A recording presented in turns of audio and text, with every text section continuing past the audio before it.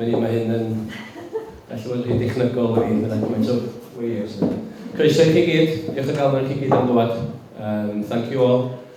I'll be doing most of my presentation in Welsh for this simultaneous translation, which is going out on the live feed as well. So welcome to you all, wherever you are. Oedd y drod hwn i fodolaeth nhw, hap a damwain o sgwrs ges i fod John Egan, rhyw 6-7 mis yn ôl dwi'n meddwl. John wedi gweld bod yna gwydan llawydd fawr wedi disgyn yn y weithiau yma, ac yn erbyn nhw i byd-eithori fynd yn ôl Coed tân, ond i wneud prosiect celfyddol ohoni.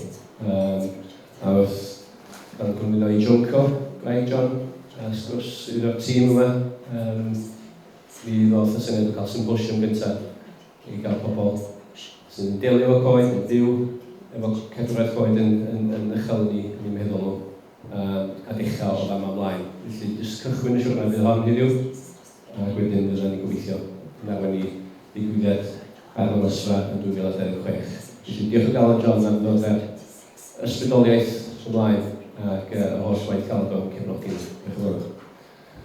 Ond dwi am gyflwyno dalen i chi, bydd yn gwneud llawer gwaith job na fi o siarad. Mae hi gi hen arfer o wneud, mae dalen ni'n byw ym Mhenllyn, bellach es blynyddoedd maith, mwy na fi oedd i'n byw yn Dyffryn Conwy, dwi'n siŵr, ar merch o Llangrwys yn wreiddiol, ond ni chymryd sydd fel merch o Mhenllyn bellach. Gyfarwydd i nifer o reis yn Gymru Cymraeg efo'r gwaith mae'n gwneud a teledu yn y blaen, ond mae'n hefyd yn Byddai'n busnes lwyddiannus iawn, a mae celfyddydau'n uchel iawn yn meddwl dalen ni a mae wedi cefnogi y plas ys blynyddoedd. Felly diolch galon dalen ni a croeso, a diolch i ti heddiw am arwain bod ni. Diolch.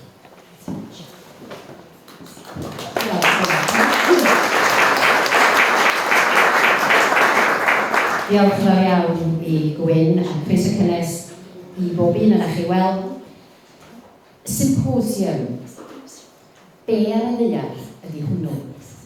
Oedd y cwestiwn cyntaf, achos pan o'n i'n siarad hefo John a Junco am y peth. When I was talking to John and Junco about a symposium, I wasn't quite sure what they meant. Ond symposium ar ddiwedd y dydd ydy sgwrs. Sgwrs rhwng cyfeillion yn trafod pynciau dir, a dyna fydd yn digwydd yma heddiw. Ond dwi'n nabod John a Junco ers y funud oedd nhw'n fyw ym Mhenllyn. Ac mae'n braf iawn cael deud i bod nhw bellach yn rhan o wead cymdeithas Mhenllyn. Maen nhw yn magu i plant Dennis a Iasw yn Gymru, Cymraeg, Cadarn. Maen nhw'n gweithio ac yn parchu y tir a'r amgylchedd sydd o'i gwmpas nhw, ac maen nhw'n creu pethau anhygoel. Ond y bwysicaf na dim, mae'n fraint i mi gael galw y ddau ohonyn nhw yn ffrindiau. Ac mi fydd heddiw yn sicr yn ddiwrnod lle gael ni ddod i nabod y ddau yn well, ac yn gwybod am eu syniadau ffres, cynhyrfus nhw ar gyfer y dyfodol. Ond, fase heddiw ddim yn bod heb gefnogaeth ariannol. Ac mae'n braf gyda i groesawu Gwenan Griffith sydd hefyd o ddidweilio wedi cael ei geni a'i magu yma ym Mhenllyn. A mae Gwenan yn gweithio i Eco Amgueddfa. Ac Eco Amgueddfa sydd wedi noddi heddiw. Diolch fawr iawn amdano nhw, a dyma hi Gwenan i ddeud gair neu ddau. Rhowch croeso iddo.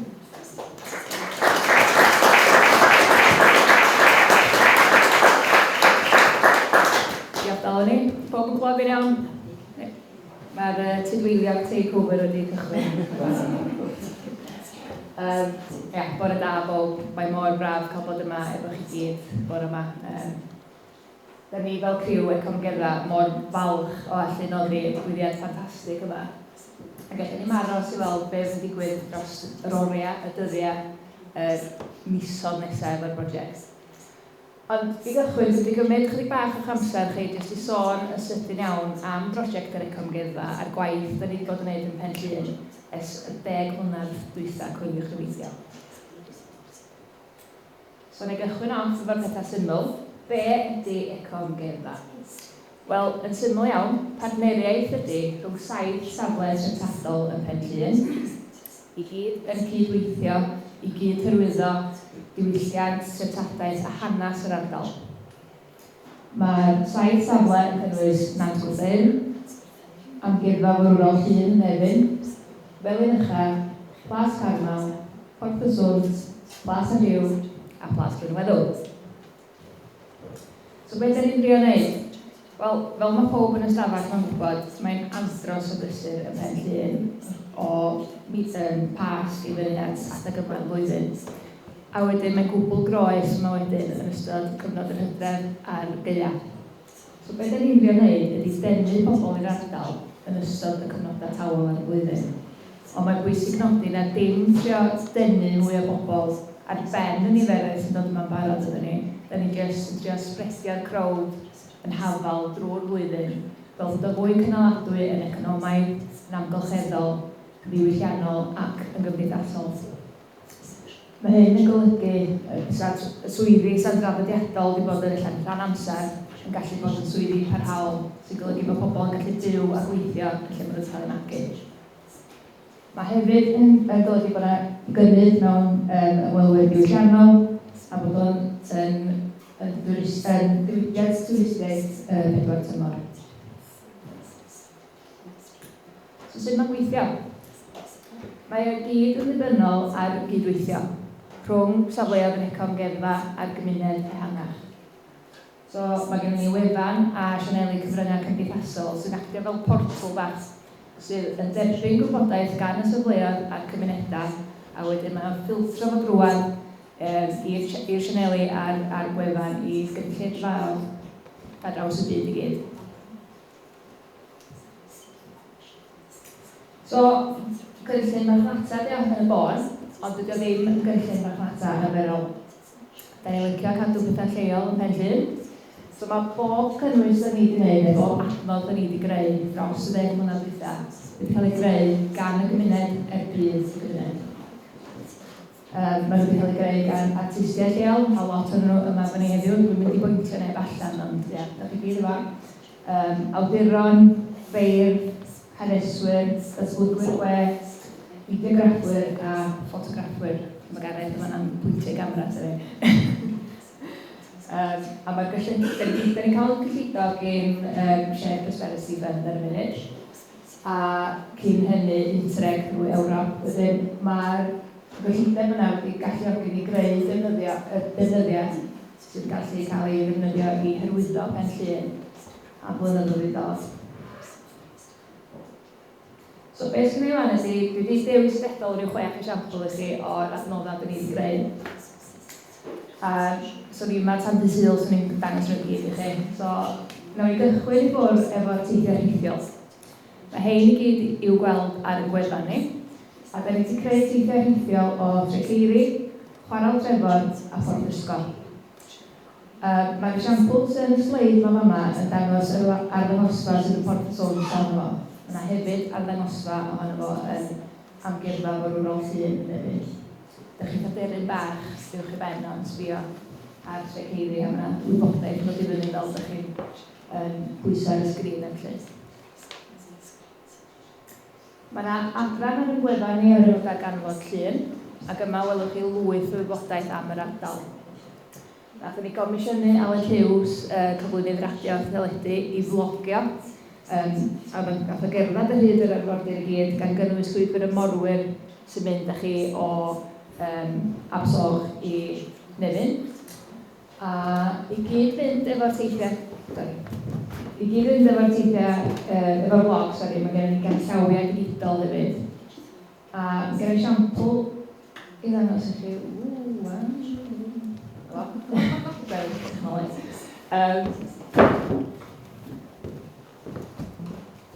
dyma chi sy'n mae'r teithiau rhithiol, canllawiau mae'n hydran sy'n gyd fynd efo vlogs Aled. So mae gennych chi fapiau GPX, sydd ydych chi'n gallu downloadio fo i'ch ffôn os ydych chi'n dilyn y Twitter. A wedyn ar y hyd o mae gennych chi waymarkers. Wedyn wrth ydych chi'n gweithio ar waymarkers, mae yna fwy o wybodaeth lleol yn ddifynnu. Mae'n gallu bod yn hen, mae'n gallu bod yn fideos YouTube, soundclips. So mae'n ofnadwy o gyrwysfawr. So mae gennych ni un o'r canllawiau yma gyda'r llwybr gogledd, llwybr y de, llwybr y morwyr a hefyd llwyth o gylchdeithiau mwy lleol hefyd. Dwi'n bod lot yna chi wedi gweld rhain, sef y safaris bwyd gwyllt, da ni wedi cynhyrchu 7 hyd yn hyn. A beth i hyn ydy allbynna papur sydd taflenni a Bernard i Hongli sydd yn dangos y bwyd gwyllt sydd o gwmpas bob safle camgyrfa. Mae'r un sydd gennym ni fama yn dangos y gwaith gan Tessa Banska o Rydicladu sydd wedi cynhyrchu yr un blas Fynweddw. Os da chi eisiau gweld nhw gyd, mae yna gongol camgyrfa wrth y toilet a maen nhw gyd yna i chi gweld. Yn ogystal â'r gwaith celf, oedd yr artistiaid hefyd yn cynnal gweithdai efo y plant ysgolion cynradd lleol. Dyma ni daflenni dysgu'r Cymraeg. Mae yna lwyth o hyn yn andros o boblogaeth. Gawn ni'n cynhyrchu ar y cyd efo Nansgwr Dyn. Mae gennym ni Cymraeg for Beginners, Cymraeg on a Holiday, Cymraeg at Home, Cymraeg in the Cafe, Cymraeg in the Pub, yr un mwyaf poblogaidd.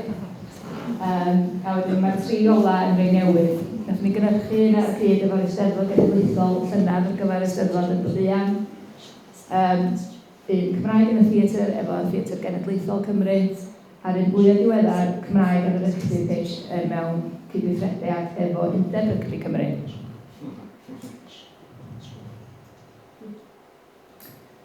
Gennym ni hefyd lwyth o allbynna papur.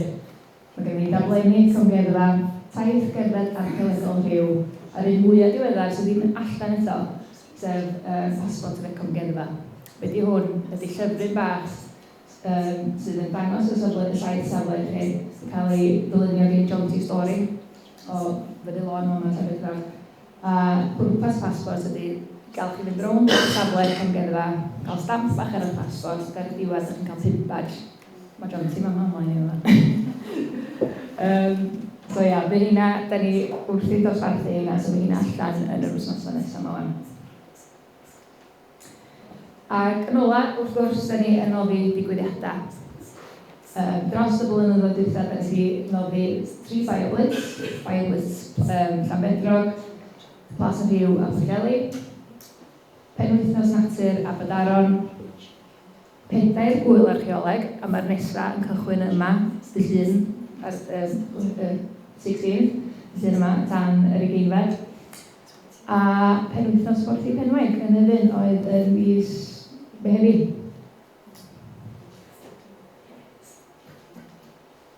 So, mae'r allbynna me gyd yn esiampl o beth sy'n gallu digwydd drwy cael criw o bobl at ei gilydd i gydweithio.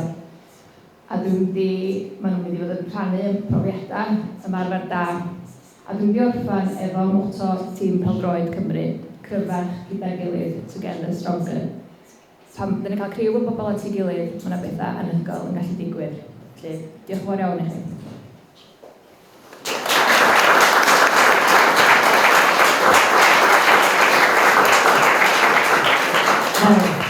Diolch yn fawr iawn i ti Gwenan, o hwnna'n agoriad llygad, gwych iawn. A diolch am fod mor barod i noddi heddiw. Ond diolch Gwenan, diolch yn fawr iawn. That was a bit of an eye-opener, actually. I didn't realise that Econ here did so much. Diolch yn fawr iawn. Rwan ta, yn gryfach gyda'n gilydd. Dyna'n union ddudodd Gwenan, a dwi'n gwybod am 2 arall sy'n credu yn gry yn hynna heddiw yma. Ac yn ei bywyd bob dydd. A fasa heddiw, Coed, Coexist, ddim yn bod heb y 2 yma. Rhowch groeso, cynnes, os gwelwch yn dda, i'r llwyfan gogoneddus yma, i Junko Mori a John Egan.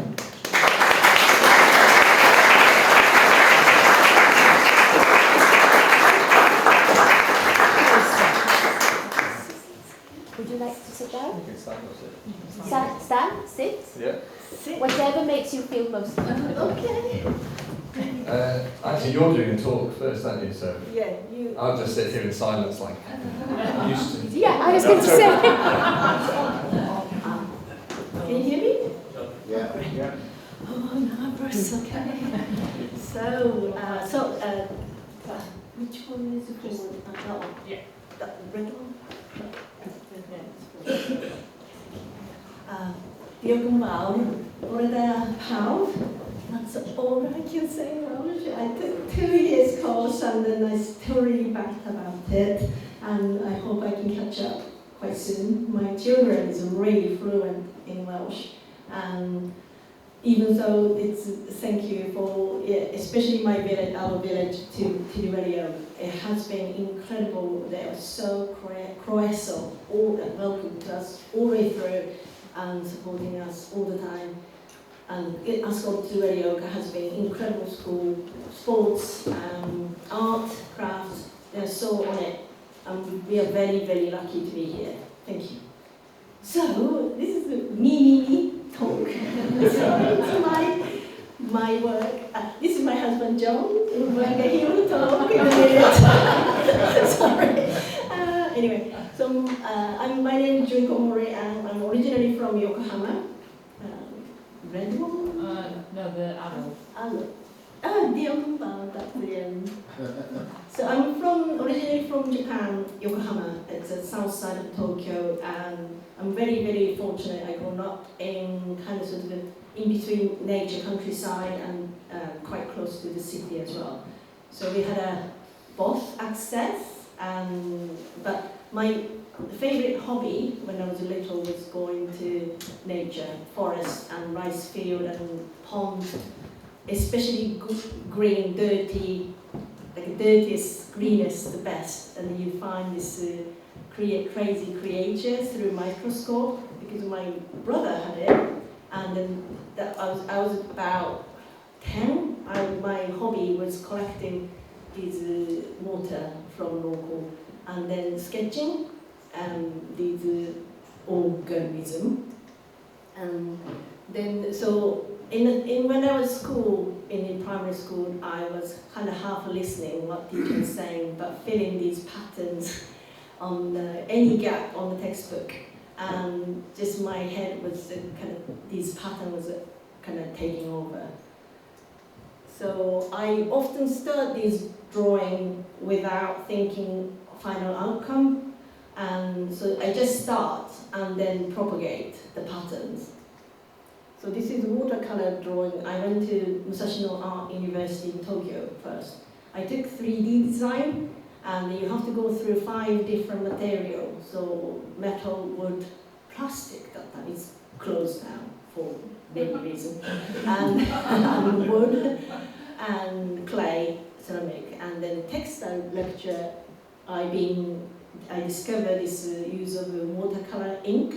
It's a translucent ink, really vivid color, and I fell in love. And then, so that's kind of sort of became my hobby as well. So, but you can tell the link to my childhood. Again, when I start drawing, I don't have any final design. I just start, let them grow, like a growing vegetable. So when I was end of second year, I took metal as a major, because it sounds very cocky, but textile and wood, clay, plastic, I felt I could manipulate material quite fairly easily, but metal was hardest. Like a boyfriend, John was the hardest person to track him down. I was like waving, I love you, but then he never tracked me. So I did eventually. He did. And then but anyway, so I got this obsession, harder to get, I chase. I always want this. So metal was definitely one of them. And then, then I was struggling, like for example, hammer raising project I did from sheet metal to make it into board. I'm the only one person out of 10,000 students in the class. I make it shrink for some reason. If you hit the metal, you normally stretch, but somehow my sheet metal was shrinking. It was very strange. But anyway, so metal, I got very strange relationship with metal. And then, so when this is when I was third year student, first project, my professor said, do whatever you want. And then, so I kind of sort of linked to my drawing, like if I just chop lots of box section and then welded without any preconceived idea, so that's the outcome. It's about 2 meter length, And I loved it. It's like a root vegetable. The outcome was something it didn't exist in my head. So I felt like I created something from nothing. So everything was started from there. And then this is my graduation piece when I was 21, and then it's actually skull inside. My concept was like a sea urchin, the spike is coming out, but it's kind of, you lose kind of, like a human. You look great, but inside is like a little bit rotten. Well, I know you am. So sorry about this, but I was a quite heavy metal kind of girl, and then really my head was quite complicated at that time. And so very conceptual. But that time, my professor said what I do is all hand forged metal. So my fine arts professor said what I do is craft, and the craft professor said what I do is fine art. So okay, so no one likes me to be in their box. Okay, where am I going to go? And then I tried to get into fine art MA. I miserably failed, and no one wanted me. So I became welding assistant in the factory for a year. And then any technical skill I gained is actually from that whole year. I worked 8 to 5 in Tokyo with the amazing 70 years old boss and son, 40 years old. They were amazing. And it's precise welding skill, and I just loved it. It's not really nothing arty whatsoever, but I learned and earned substantial money. And then I came to Britain. And then in London, I enrolled to Camberwell, so Camberwell College of Art in London. And then because when I came to London 1997 first, it was just a holiday for me to research. And then I went to Royal Academy, and Sensation exhibition was on, everything conceptual, like a sheep in the tank and shark in the tank, that kind of level. And then I lost again, but there's no box to myself to fit in. And then, but I went to New Designers Show, and then annual events, it happened in this country. And then there was a kind of sort of a showroom of all art college do, Edinburgh, Britain, Scottish and Welsh University too. Then I found myself the box. There was a Campbell College of Art, and like sort of they was in the late 90s, they were calling sort of non-functional crafts like applied arts.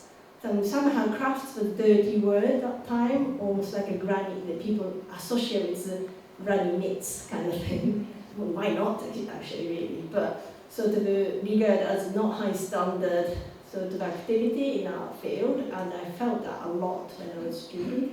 But I was believing craft, hands-on making is my background, and so I wanted to pursue. And then this course, Camberwell, was offering that basically, and it's all experimental material practice and hands-on activity, and the students' work was amazing. Then I started it, but lots of tutors said, stop making things, and then I know you got welding background and also skill already, so stop banging metal. Just go to library and research. You need a reason what you do. Okay, reason. So I started research. And then I had this research about, every time I do the repetitive process, I felt really good. I feel meditative. So I chosen topic, dissertation topic, was brain, how neurologically works when we do repetitive tasks. And then I discovered, so I went to King's College Library the most, it was the neurology section, and then I discovered there's 2 brains, and then one brain, back brain, in a small brain, is actually, people call it ancient brain, like in charge with motion, sort of memory. So once you start learning piano, or trying to ride a bicycle, you kind of struggle physically, trying to frontal brain working so hard to work out how your brain and body connect, like how to work. And then, but once you repeat the action practice, it's called, isn't it? And then once you learn that movement, that's stored to the small brain. So you remember, like a lyric of old, song, you remember it. Then I encountered this report about this William de Kooning, the New York painter. Later on in his career, he lost memory, got Alzheimer. The dementia and Alzheimer disease is called disease on the frontal brain, big brain, but small brain is totally working. But so he was waking up and then brought paint and then doing painting like a routine because it's stored in the small brain. But frontal brain, the thinking parts of it, is gone. So his brain became like back to when he was painting as if when he was a teenager. So that was fascinating to me. So like it's really interesting, like artistic. So my kind of repetitive sort of, let's move on to this, which is basically muscle, brain's muscle. So if you train, repeating the same action information, so if your synapse, like a nerve system, is basically trained to, even emotion, action, motion, everything is actually muscle memory. So if you receiving happy so events all the time, you became a happy person. And it sounds ridiculous, but I realized that's how our brain works. So of course, when I'm doing the metalworking repetition, I actually ended up using small brain more than frontal brain. So my frontal brain is actually empty. Then, because then another thing is when I was doing the Campbell or College of Arts, this is the visual work, but I was still didn't work out. I was in a mess, like what I'm doing, I'm not researching enough, so what is going through, and then what I got panic attack.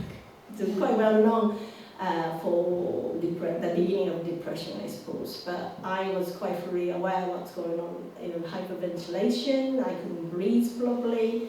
It's quite tough that time.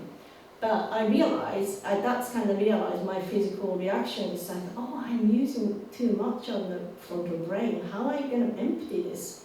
Then I realized, it's this. I don't know how I can just press it again. Is it? I'm sorry. That's a hand forging process. I spent hours and hours like this in a studio. And then when I'm forging, I feel really calm because I'm not using frontal brain, am I? So the panic attack is basically overusing of your frontal brain. So you need rest. But sleeping is a completely different thing. Apparently only minor repetitive tasks is actually you can release this hormone to clean your frontal brain. So cleaning, mopping floor or chopping carrots, hundreds of them, or weeding in the garden is actually super good. You're basically emptying the rubbish from your frontal brain, which sleeping doesn't do it. It's actually you need to physically act and doing this process to clean your brain. So this is minor task, checking the lengths or sorting the lengths of the components before welding. But I found it's really calming. You just don't think anything else, just the lengths of the lengths. Maintaining for the process.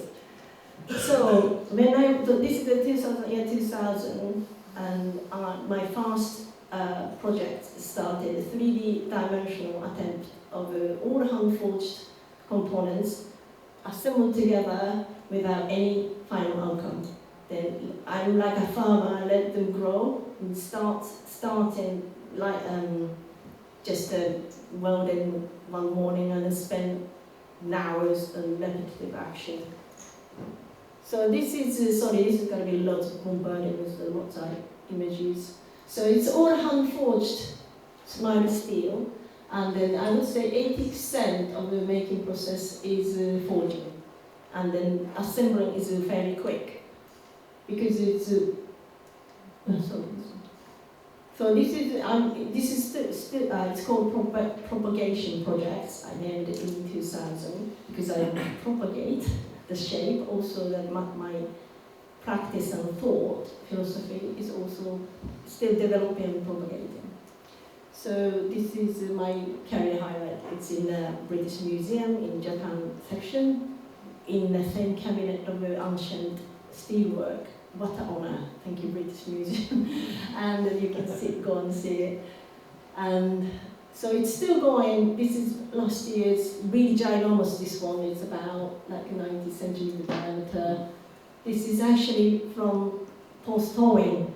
The kelp forest. When I was diving, there was a kelp, the little bush of it, and then I was inspired by. So when I moved to Wales, it's just inspiring so much because this is a Snowdonian, like a lichen overdose. There's one forest near Portsmouth, my favourite lichen paradise there. This is actually named Welsh Forest. Actually, I really enjoy the early spring after long winter in the forest floor. There's a lot species coexist and then gushing out together. Then I introduced with the silver in 2001, and silversmith called Chris Knight said, you better attend in silver. Then I couldn't afford the material, and Sheffield S office raised hand and sponsored me. And I received this 10 kilogram of pure silver rods one day, and left in the foyer, and no one attending. And then so since I'm doing, I must admit, financially speaking, silver feeds us. It's incredible appetite in our market, but still is catching up at the moment. And then this is the silver crown. It's very big, but really big, and then it's see-through because it's a whole hand punch through it. And yeah, so I'm developing silver and steel both, and then this is the 10 Downing Street Commission. And since I kind of combine steel and silver together as well, and I kind of learned how to do cast bronze as well recent days. And my mission next is to do in copper. And so I'm a little bit metal nerd, and my practice is still developing. So my work website is junkomori.com, and Adrian, I have to mention Adrian because Adrian Sassoon, my dealer, has been incredible ambassador. He's pioneer for modern crafts. He bridged between antique market and modern contemporary. He brought contemporary crafts in a different context. He's an amazing dealer. I'm very, very fortunate. That's Instagram. I normally, Gabby is here, she works for me and makes an amazing working process video. So yeah, you can check out. That's it, the open mouth.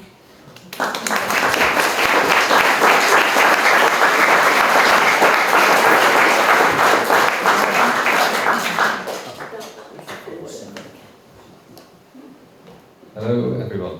I'm John Egan. Very similar, as actually listening to your talk, it's very similar upbringing, except mine was in Anglesey. I don't know if I can click that. Oh, that's not that one actually, it's a different. Oh, yeah, that's right. That's after this, sorry. There's just my name on it, I think. Oh yeah, sorry. That's okay. So this is, it's like an ego boost, it's like telling you about myself. And this is Making Little, it's like it's the company we did, but it's the company I use. That's just about, I think it was actually Barris Dennis, it was, the name came from just literally, we had our first child and was making something that's little together, basically, that's where it came from. Really the main drive of my craft, and like why I was so excited when you see fallen trees, is because I love getting timber, and it all started when I was a little boy. I lived in Llanfairpwll, and there's a woods not far from me, but further enough that it was really difficult to drag wood back. So I was really little, and because I was the youngest, I'd just get out of the house and run away, and I'd just grab bits of trees and try to drag them back home. I didn't know why I was doing this. I think I just loved lifting stuff, and I'd just drag them back, try and cross a busy road near Britannia Bridge, and then drag them up to my house.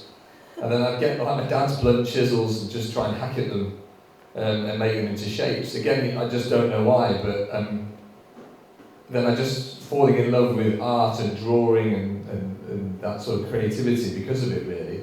And then as I got older, the necessity of local wood became the priority, because I love the fact that I can get material from where I live. It seemed like the most logical thing. So when you see, well, the wood world, when you see sort of wood brought in from all different places, it was like, oh, I wonder why it's not from here, and living on the clear, there's not that many trees really, especially where we live.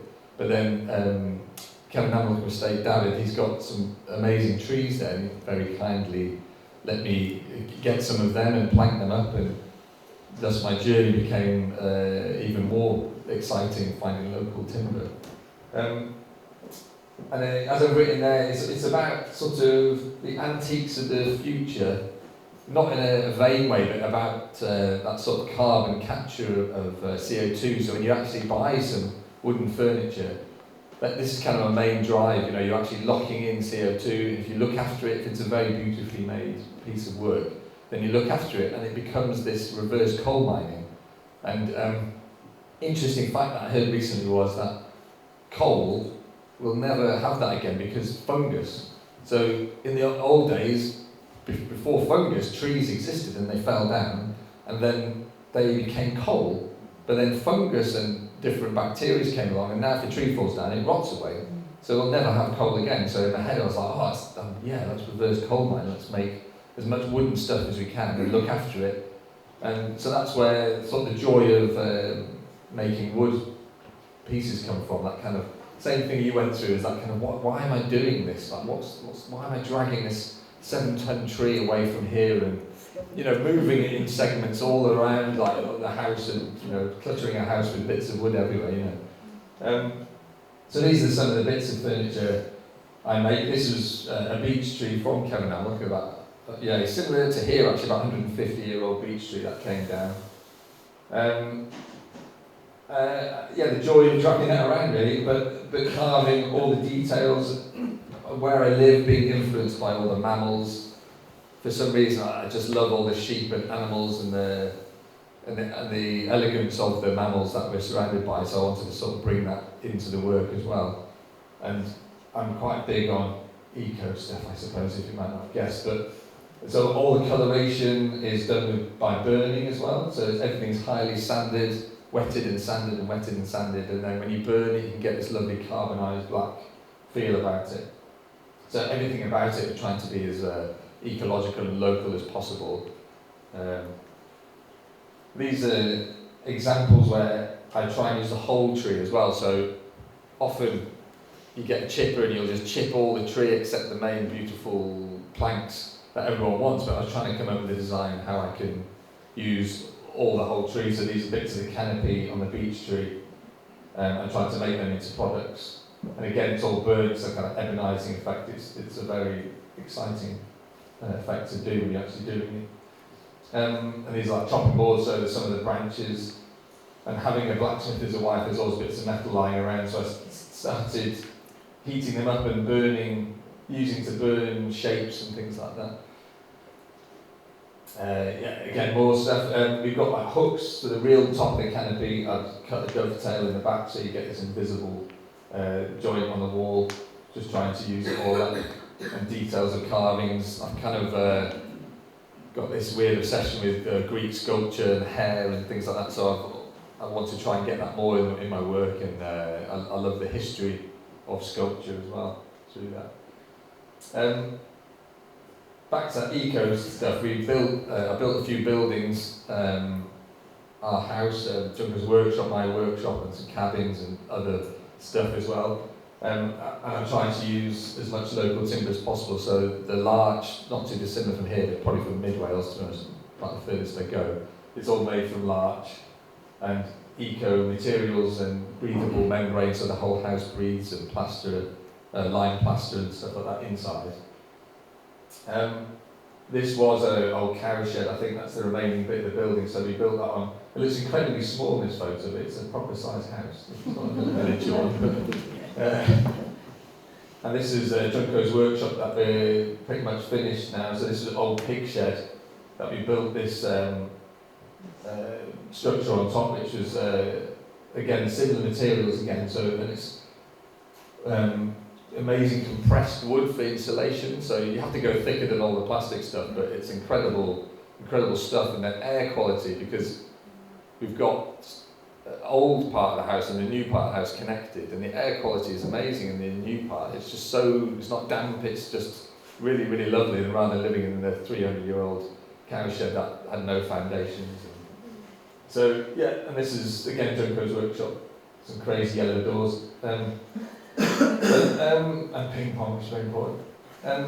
Yeah, so I think the next slide. Oh yeah, and then this all led to obviously the interest in wood. And I was really, really lucky enough to go to Japan to a wood culture society, it's called, but it's basically this very, very talented master called Taksan.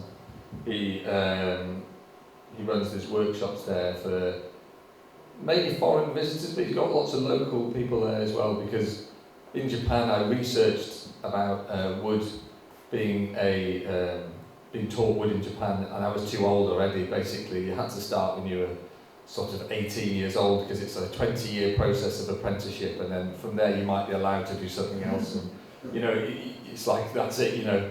But this place was quite westernised, so you could come and do a week, you know, and learn literally just how to sharpen a tool. Which I was there for a month, and I still just on the cusp of understanding how to sharpen.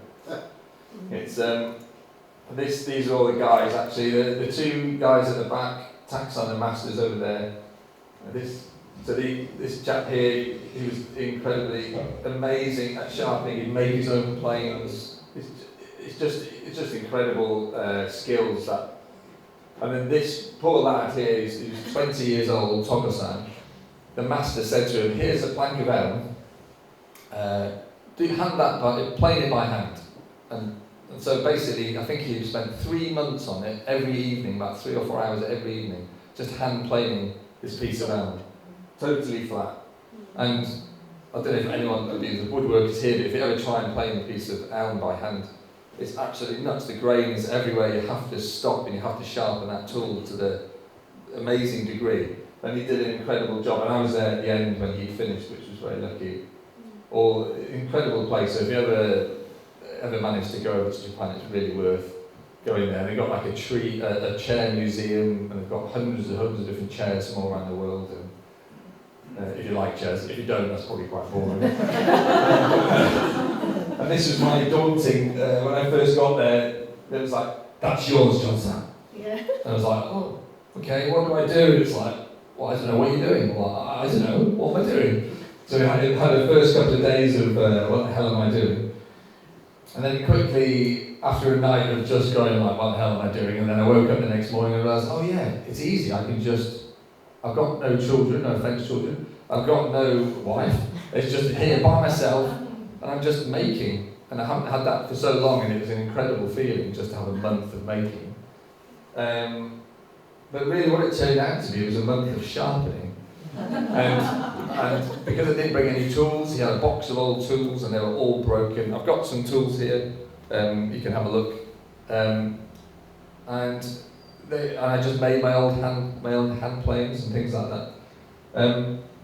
So I think this was me fixing this little hand plane. It's called a kana, and I was very satisfied trying to get this wood to fit in perfectly. And I think, "Oh yeah, I got it in, and I'm amazing."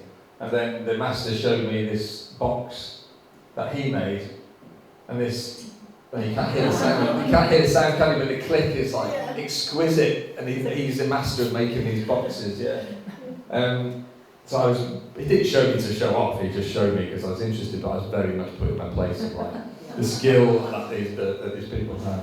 So I'm really hoping actually not to jump the boat a bit, but with this leading to an exhibition, we talk about this being phase 1 and phase 2, but hopefully phase 3 is actually sort of bonding, or we all probably have links to different countries, hopefully bonding those links to different people, and ours is Japan, and trying to get that link of craft and skill as well over here, and having conversations with other countries would be amazing.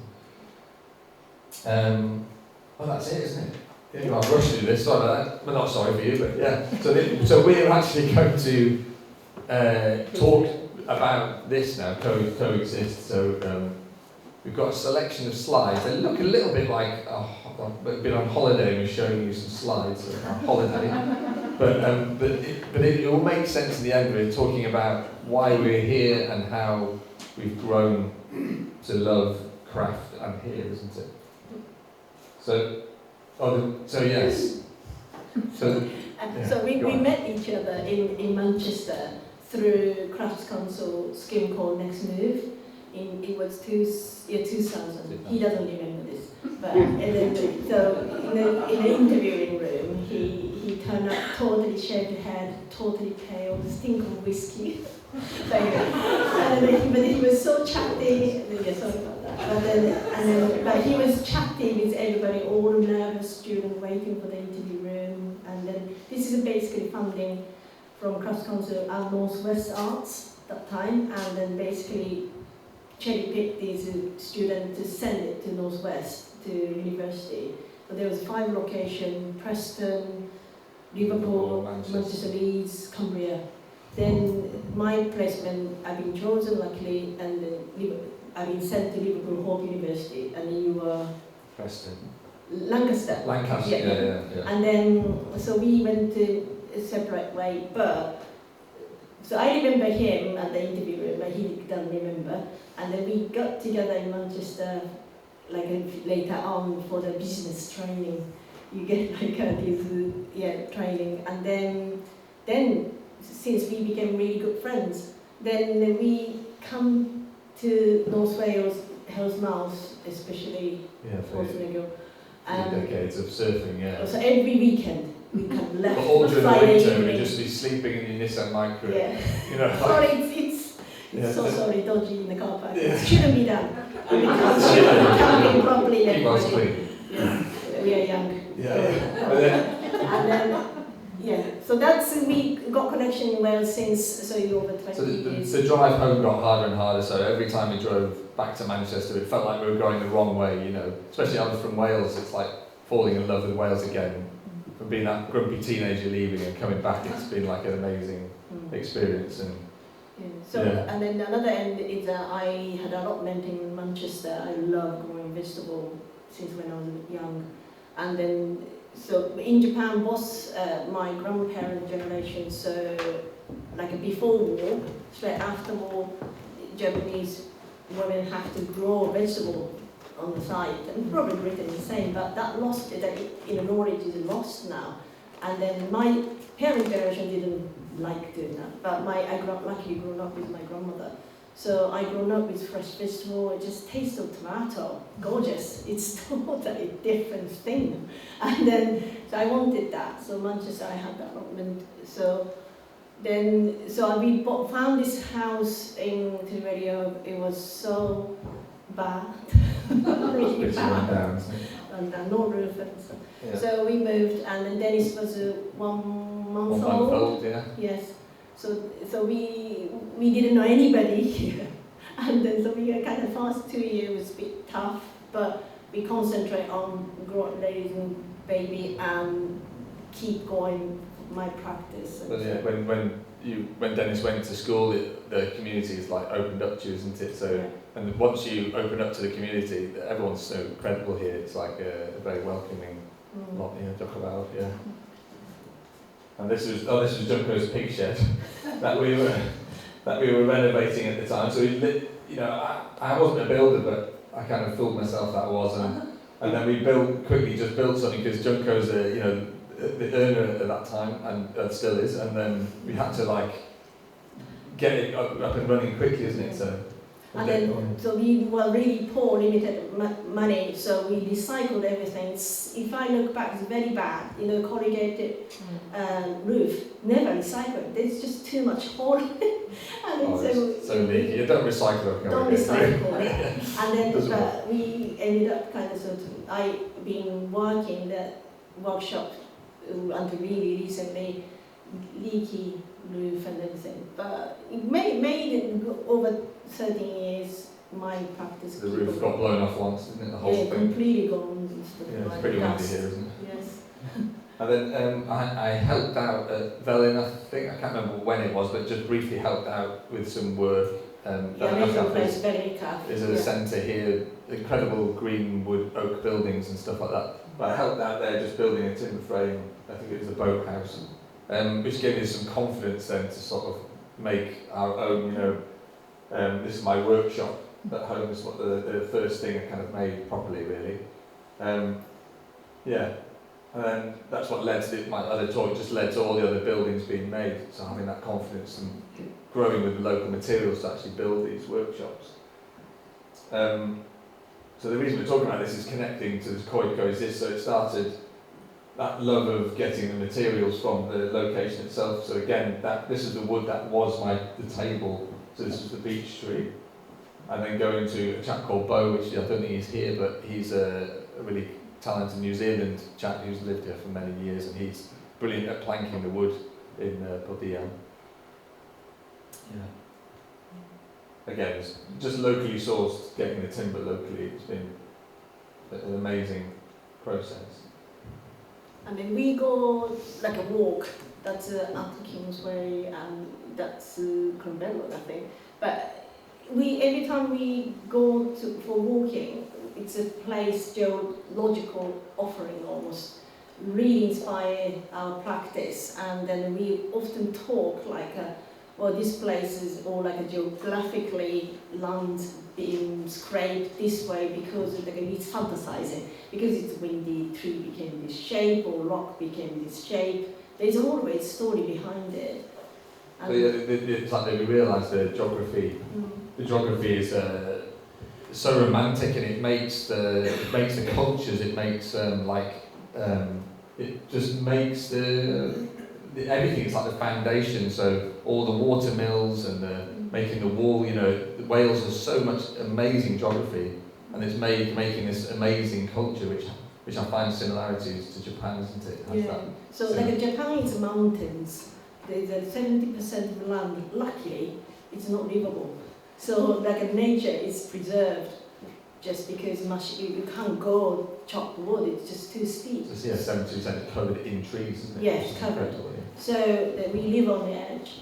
So very lucky in a way. And then, but each village has a story. There's a certain reason why that village became what that is, like a fishing village, do amazing fish. Bowl-making villages. Like ceramic, because of the clay they get. And so when we travel in Wales, it's full of a story like that, slate and the wool mill. It's all everything to do with geology. And then this is a kind of funny example that a Japanese noodle called Nagasaki champon. So when we went to Nagasaki, and then so Nagasaki is the only port open during Edo period. So government closed for over 250 years, and then only port open. So that's quite close to Korea and China, but so the trade was still on. So Nagasaki, where my parents came from, was actually really interesting. There's a church, there's a lot of Christian sad story there because it's Shogun said no. There's a lot of interesting story around there. But this is a kind of complete hybrid between Chinese cuisine noodle and the Japanese, kitchen. Just basically put anything. Champon means mix up everything. It's kind of the poor man's meal, wasn't it? It's all bits left over. But it was delicious. So it's over 400 years. Still ate. It's a delicacy over there. And then Castella, for example, it's Portuguese. Actually, it's 400 years ago. Portuguese trade starts, and then Portuguese people brought this spongy thing. Delicious, and then but we didn't have butter, so instead Japanese kind of sort of tweaked it, how to make it nicer. So we had wheat, egg, sugar, but sugar is from rice syrup. So rice syrup make it really gooey, this sponge, but so yummy. But its ingredients are only 3: sugar and egg and wheat. Flour. And then still 400 something years on, still selling as a top souvenir as a product. It's a hybrid again. Then we researching these, I love Welsh stuff. And then when you Google it, research it, and it's again geological reason. It's is it 12th century? I can't remember. Yeah, 12th century. Yeah, probably all Welsh people know better this, but it's all geological reason because it's a water mill. So mill needed the engine, which was a water mill. Obviously, the wool was there. Need to be turned. So there's this fantastic romanticness of like we'll bring all these elements together to make what we can, isn't it? And it's amazing. I think humans are fantastic.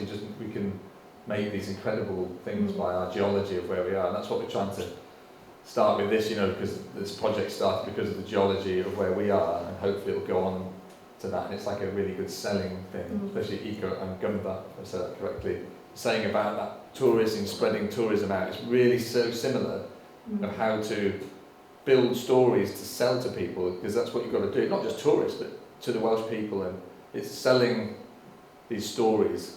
And Japan somehow it's abundant with it, and here is as well. But it's just like in Japan, it's just so much, isn't it? Yeah, so much of it. So if you go to everything is like an event, a festival for every day. There's something going on. Yeah, if you leave like 50 miles away from Tokyo, there's some sort of cuisine you can't eat in Tokyo.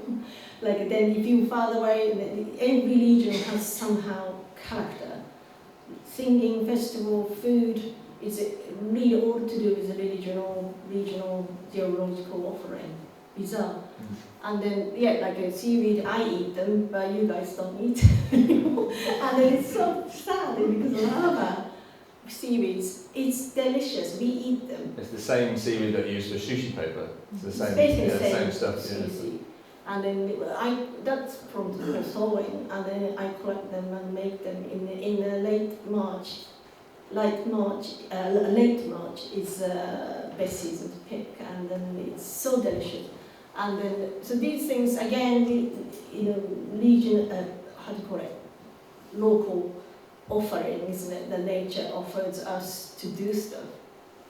Then this making little crafts, we started in 2017. Daroni Cutatus make us this space to set marquee, and me and John did this crafts crafts workshop. Yeah.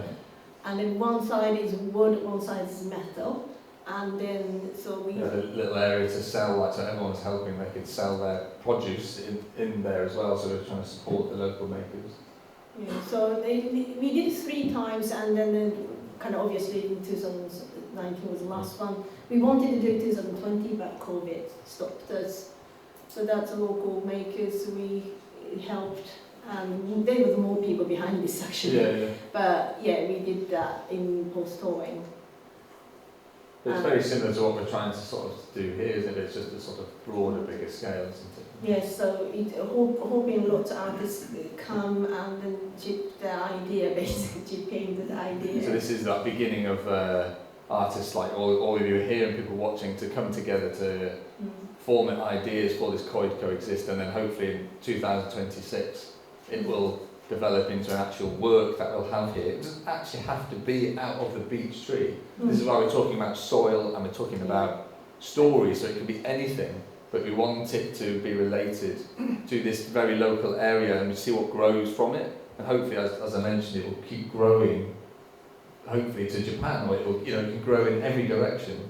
But it'll be very exciting. Hopefully that can happen. Yeah, so very quickly, as John said, John makes charcoal. I made that device, and this amazing film called The Need to Grow. Yeah, an American chap who made this loop of energy where they made charcoal, which let off CO2, and then plankton ate the CO2, and they let off methane, which fed the fire, and then the byproduct of it was electricity, which is a very handy byproduct, and it made incredible compost. So you add the plankton to the charcoal, and that made incredible compost for plants to grow, which then after watching that, we're trying to recreate that ourselves, Not So this is electricity. our house, and John's obsession is compost. Well, soil, yeah. Huge compost area in outside. And then But it works. this is an but this is real. Like as soon as I got polytunnel last 10 years, and then as soon as I start using John Egan's special compost, and just stupid vegetable, we start growing big and tasty. But it didn't just grow big and disgusting. It's actually it stayed really tasty, and it tasty. stayed.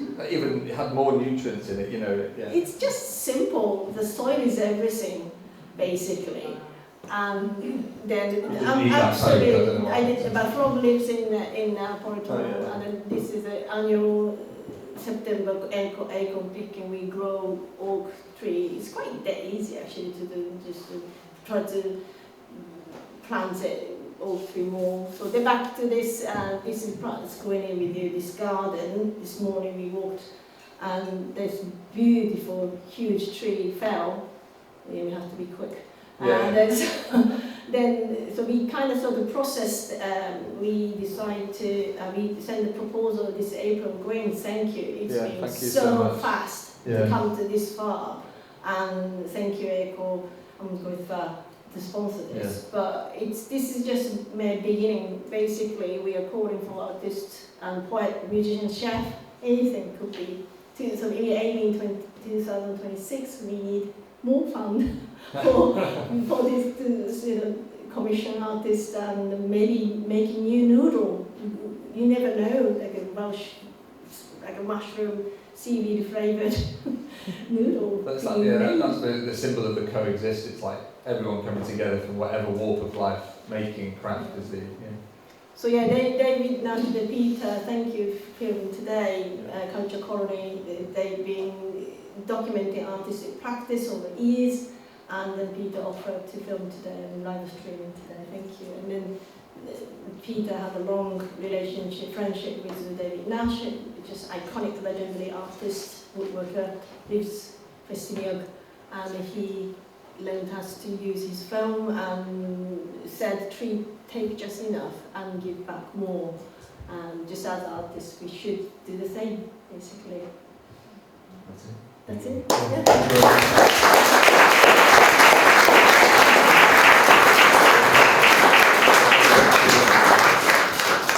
Diolch Alan, thank you both. Fantastic. Yna un peth technegol dwi eisiau dweud i phobl sy'n gwylio o adra. Mae yna ddwy sgrin, felly os ydych chi, wrth gwrs, yn artist ac cliciwch yn sgrin top, for people again virtually joining us, you have two screens, so when anybody will be speaking in Welsh, obviously go for the one that's translating. Anybody who's presenting in English, it's much easier to go to the other screen at the top, or you'll have a double sound. So apologies for not explaining that earlier. A diolch o galon i John Junco, you've made it all possible. A diolch hefyd i Alex Boy Jones a Minna Thomas sydd wedi joinio'r tîm wedi bod yn ymwneud y holl waith, a Jessica a Sian yn gwaith adrym. Mae lwyth o waith yn y cefndir yn ei fewn i hon, yn bleser bod yn rhan o'n fo. Hoffwn hefyd, a fel sy'n dweud yn dechrau, I'd like to thank Gwenan Griffith here, the Comgedfa. Wouldn't happen without you, Gwenan. Especially with the funds. Thank you so much, because this live stream is so technical, but Peter's he's the man in Wales. Without Peter's archive, we wouldn't have half of the rich quality arts archive we have today. Peter's just amazing, so thankfully this is going to be on Culture Colony for forevermore. And obviously the David Nash film, you are privileged because you're the only ones who've seen that, and people at home, you're the only ones who've seen that. It's a special half-hour film he's done especially for today. And that quote that John gave, they take, what do they say, take a little and give back much more, which is what we want to live by. Yeah. It's all about sustainability, including tourism in Gwynedd. That's what we're trying to do for many years. The Welsh language is dear to our heart and an asset to us as well, but we want to protect it, and it's all part of the ecosystem here. So diolch yn fawr. Dalani, take it from here. Diolch. Well, John and Jenko, all I can say is wow. Wow, wow, wow. Thank you so much for opening our eyes and just to see what's under here. And it's amazing. Maybe so many things that we really do take for granted. Ond da chi'ch dau wedi agor yn llygydd ni. A dwi'n meddwl yn union fel mae John a Junco wedi deud, bod posib weithio gymaint mwy efo'r hyn sydd dan yn traed ni. A gobeithio mae dyna ydi dechrau Coexist, ydi gweithio hefo'r hyn sydd ganddo ni a parchu yr hyn sydd ganddo ni. Ond, falle, fysa siwrne John di bod yn wahanol heblaw am y Coed that you've received from Cernamwch. A da ni'n andros yn lwcus. OK, ti dweilio traed. Da ni yma i gyd heddiw, Gwenan, fi, John, Junco a David Wyn Finch. David, da ni'n hynod o falch bod chi wedi gallu dod yma heddiw. Mae David wedi eni a'i bagu yn Rhydweilio. Yay! Ac yn ffario ac yn dirfeddiannwr yma yn Llun a hefyd. A hyn yn double whammy. Dyffryn Conwy o lle dwi'n dod. So, croeso cynnes iawn sydd am.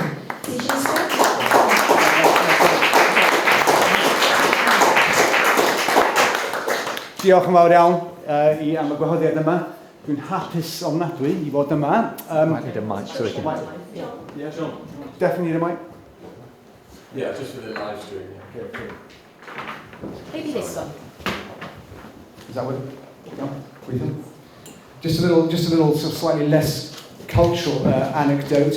The only time I've met Junco before is that I was summoned by Junco and John for, let's call it a little sort of sewage symposium because we're neighbours, and soon after they moved in they were having trouble with their drains and they were wondering if it was my ditches troubling their drains. But anyway, so Elwyn and I, the digger man, we were summoned down to where they live and to discuss the sewage problems, and we had no idea who they were, and then she very kindly showed Elwyn and I into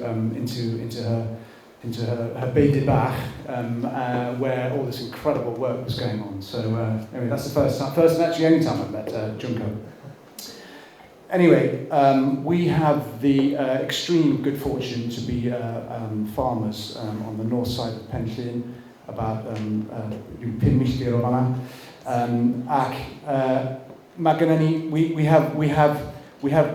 we farm, and we also have some woodland. Now I'm 54, and I always thought I'd always had in my mind that trees were cool, but trees are for old people.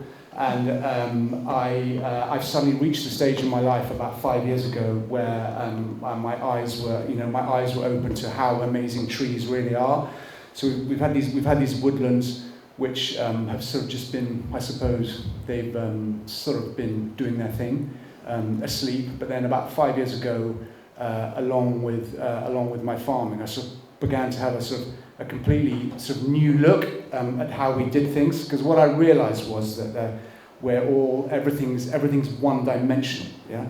So and separate on our patch. So we have the farmland sits there and grows one thing, grass. There are some coniferous forests there that do one thing, grow conifer trees, all the same age and all that sort of thing. And then actually have some deciduous woodland, which also is of the same age, about 100, somewhere between 100 and 200 years old, and they're all sort of separate from each other, and what's really going on, what's happening. And I realised that I hate clear felling of forests. How trees, commercial trees these days are grown like carrots. Up they come and over they go, and it looks like the Somme for about 10 years, and nothing's there. And the other thing I realised was that I've been up where I live at the moment, just for now. I've been walking, I've been exercising in a vast woodland near us in the Coed forest, and it was planted over quite a long period of time, and I noticed how the energy was completely different in in different parts of the woods depending on what was growing there. So when you have single species conifers, Sitka spruce or whatever it is, then it's almost dead. Nothing, the energy's bad. It's a bit sort of creepy, a bit scary. Nothing going on under the woods there. Just these things growing like carrots straight up. And but then there were other parts of the wood where there was Scots pine, there was Douglas, there was a mix, there was sort of heather growing underneath, and it just felt it was much more uplifting to be in those woods. So I suddenly realised that what was going on in our woods. So it's been an excellent journey, and I mean there's a long way to go, but we're working on our farmland. Because our farming has all been about sort of the physical side of things and the chemical side of things. So we've been growing a lot of food, but obviously using synthetics, and we'd like to sort of move away from that. But we also want to be we're farmers, we're producers, we're obsessed with producing things. So we want to produce lots of nutrient-dense food as well. So we're on a fascinating journey about learning more about our soil and how we work better with that, and what we can do with this amazing thing called photosynthesis, which is the key to everything. We've been going around the houses a bit on it, and is it all about the grazing? Is it all about this? Is it all about what you do, what you don't do? But in fact, it's all about the plants, and the plants photosynthesizing as their maximum capacity in order to be able to put energy into growing themselves, but also be able to partition energy, carbon down into the soil in order to feed the soil life down there. So we're working with some amazing people about how we go about improving that. So anyway, then in the end, I want to sort of connect the coniferous, the deciduous, and the farmland and the non-productive farmlands together somehow. And I don't really know how that'll happen. But for now, we're starting the journey whereby we are with the deciduous forestry was invaded completely by ponticum, laurel, rhododendron, all this stuff around here. So we've done a big project to eradicate that, and trying not to use chemicals, and that's going pretty well. We do have to use a little bit of chemicals, sadly, just to get them under control. So 18 months ago, we cleared it all out, and it's amazing how different that feels already. The light that's going on there, that's coming into the getting to the forest floor, is extraordinary things are beginning to happen.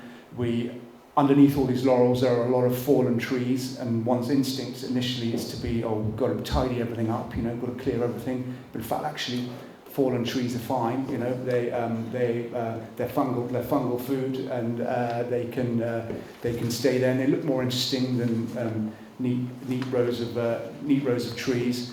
So we've begun by clearing, and then I've discovered I was working with a fantastic guy he's half French, half Welsh. He's called Philippe Morgan, and we're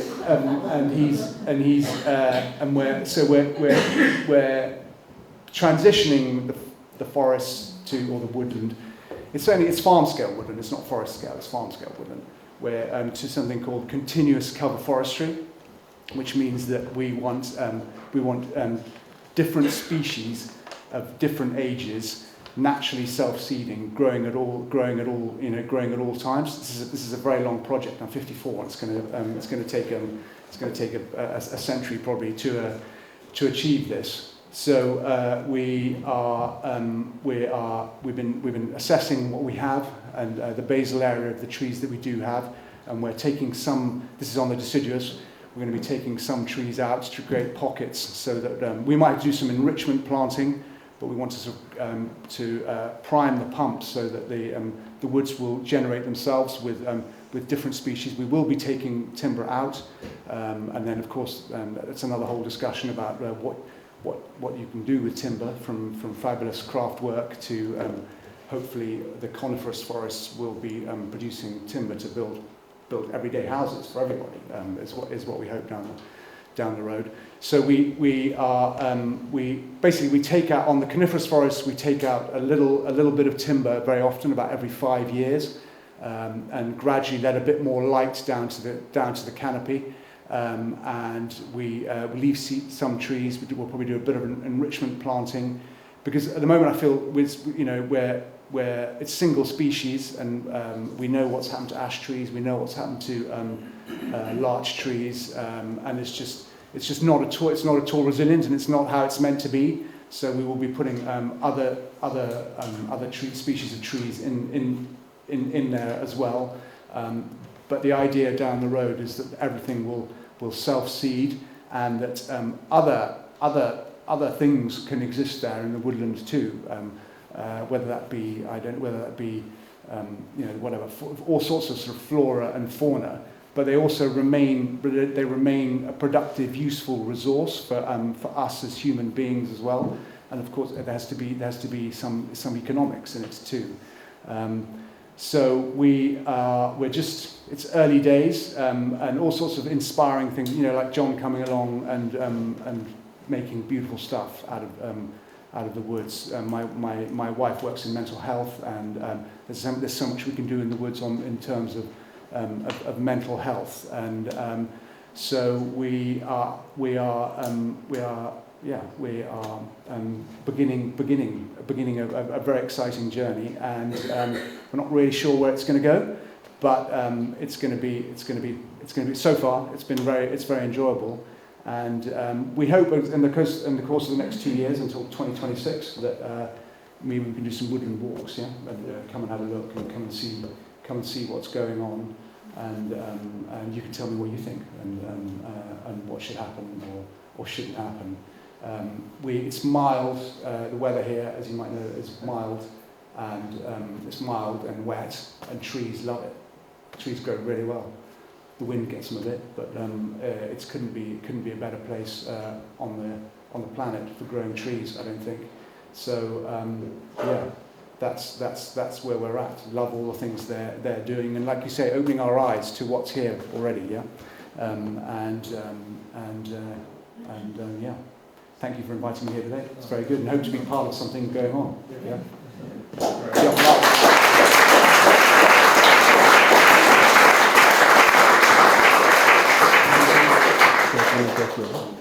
Diolch, Dafydd, diolch yn fawr iawn. Gawn ni sgwrs arall nes ymlaen, ond taith ydi Coexist. It's a journey, and it's starting here today, and it's very, very exciting.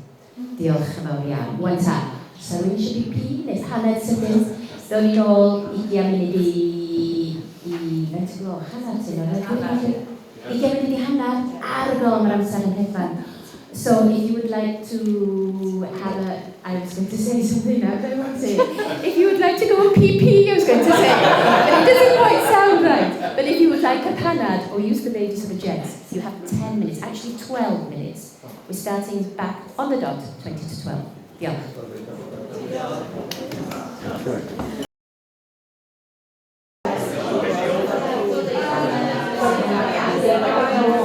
Hello! Oh, hello! Diolch yn fawr iawn, gobeithio bod chi wedi cael paned da. I hope you all had a nice little break and we're ready for the next lap. A dyna beth sy'n dda am Coexist. Mae'n dod â pawb at ei gilydd. Gymaint o groesdoriad o wahanol bobl yma heddiw, a gymaint o wahanol diddordebau.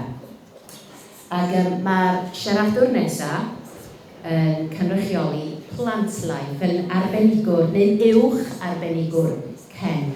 And that's what's so good about today. So many different people of all walks of life are here, and I think that's so important for Coexist, that it's that you're open to so many ideas from all walks of life, and it's so important. Felly, yn siaradwr nesaf ni, fel o'n i dweud, yn uwch arbenigwr Ken gyda Plantlife.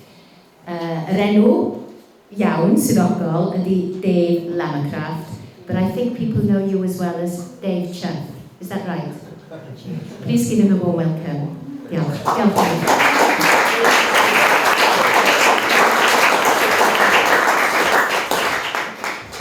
Is that working?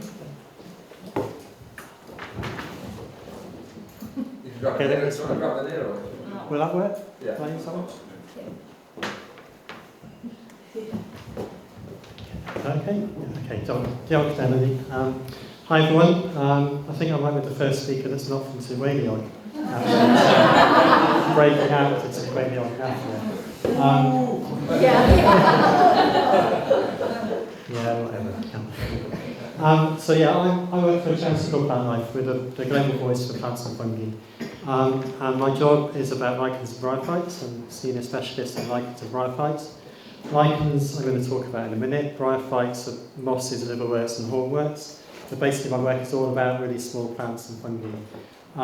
Lichens have actually had featured quite highly already, thanks to Junko's talk. So hopefully Karen will see there, tell you a bit more about them.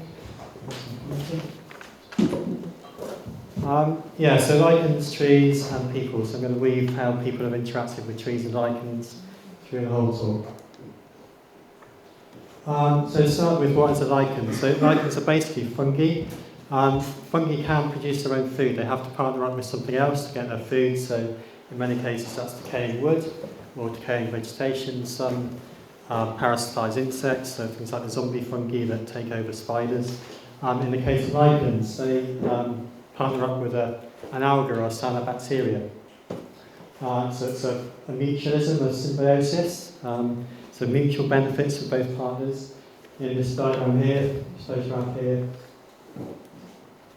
see basically you've got sort of fungal material, a skin of fungal stuff on the top, and a layer of green underneath, which is where the algal cells are. So they're like little peas wrapped in kind of fungal material, and underneath you've got kind of loose fungal stuff here, and then they have these structures on the bottom, which look like roots. They're not roots, so that the lichens use the algae to get their food. So the algae photosynthesize, and the fungi is able to absorb the food that the algae creates. So that's what the fungus gets from the algae. In return, the algae gets protection from things like UV light and grazing by snails and things like that. So in return, so that's why it's a mutualism. First discovered by a Swiss biologist called Schwendener in the late 19th century. So essentially they come in body coexistence. You know, that since Schwendener did his work, we've discovered that it's a much more complex relationship. And there's actually other species of fungi in the mix as well, yeasts and also bacteria. So there's a whole complex of organisms going on inside what we know of as one organism, essentially, as a lichen. The way these fungi and algae interact produces this kind of multitude of different forms and colours and patterns. This is just a small section of a fence on a cliff top. You can kind of see the variety of form that you get by the way these kind of algae and fungi interact. Every lichen is a different fungal species, but they only share a small number of algal species, so it's quite kind of random the way they, well, it's not random, but the way that they interact creates all these different forms. So you get bushy ones, you get kind of leafy ones, shrubby ones, ones that even emulate little mushrooms. That's got a rare species that grows up on the top here on the heath and up behind the plas. This is an audience interaction part, so feel free to interact anyone. If you can spot the odd and outs between quail's eggs, fruit fly, David Bowie's Space Oddity, a lichen, and a tardigrade. You've all had coffee, okay? So you should. There's no excuse to, you're not falling asleep. Come on, someone's got to guess. Can I guess and just give a reason? Quail's eggs. Why? What's that there? It's a guess. No. Why the tardigrade?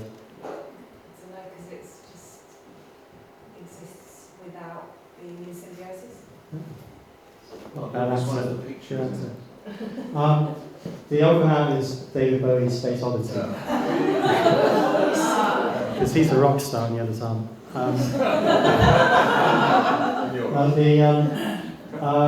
So David Bowie, as far as I know, hasn't been into space, and nor is his album. But all the others have been into space. In the case of lichen, this picture is a good example really of how lichens pattern our world. So certainly around here where the air is really clean, most surfaces are covered in lichens, rock surfaces, walls, trees. And they kind of go unnoticed. Certainly with tree bark, you show people a tree and say, oh, that's all lichens. They often say, oh, I thought that was just bark, but you look closely that lichens pattern our world, basically. Anyway, this yellow one here is called the map lichen, or now known as the space lichen, because that's one of several species that were sent up into space, structured outside of the International Space Station for several weeks, and brought back down to Earth as a kind of experiment to see kind of what happened to them. And basically they kind of just picked up where they left off. Being in space for a month didn't really affect them, they just shut down. So in terms of that symbiosis, the fungus is able to protect that algae from really extreme UV radiation, and from basically it protects it from that drying out as well. So they hydrate when they come back to Earth and start photosynthesizing again, so they can survive really extreme environments. So they're known as extremophiles. They're found in all the most extreme environments on Earth. In the case of this one, it's found in Antarctica, so they're found in the poles. They're found in deserts. This one carpets open deserts in Namibia. Tops of mountains, the Alps, Himalayas, and found in the seashores as well, in the intertidal zones. So, picture on the left there, that's already blob with the black dots is a lichen that grows in these tidal zones. So it can survive inundation by salt water twice a day. If you look really closely on the barnacles, barnacles here, these are black dots. They're another type of lichen that's evolved to grow on barnacles. So these things can survive saltwater inundation on a regular basis, which would be toxic to those kind of plant species. Not just natural environments, but they're happy in extreme urban environments too, like pavements and roads, plastic bars and Tesco's car park, and a friend's old sandals in their garden. So they just adapted to kind of cope with really extreme environments. The reason for this is they contain loads of chemicals, so there are hundreds of chemicals within the body of a lichen that you don't find anywhere else in nature. This is the reason why we've used them for dyeing for centuries, and used them as wound dressings for centuries as well. So it's because of the chemicals they contain.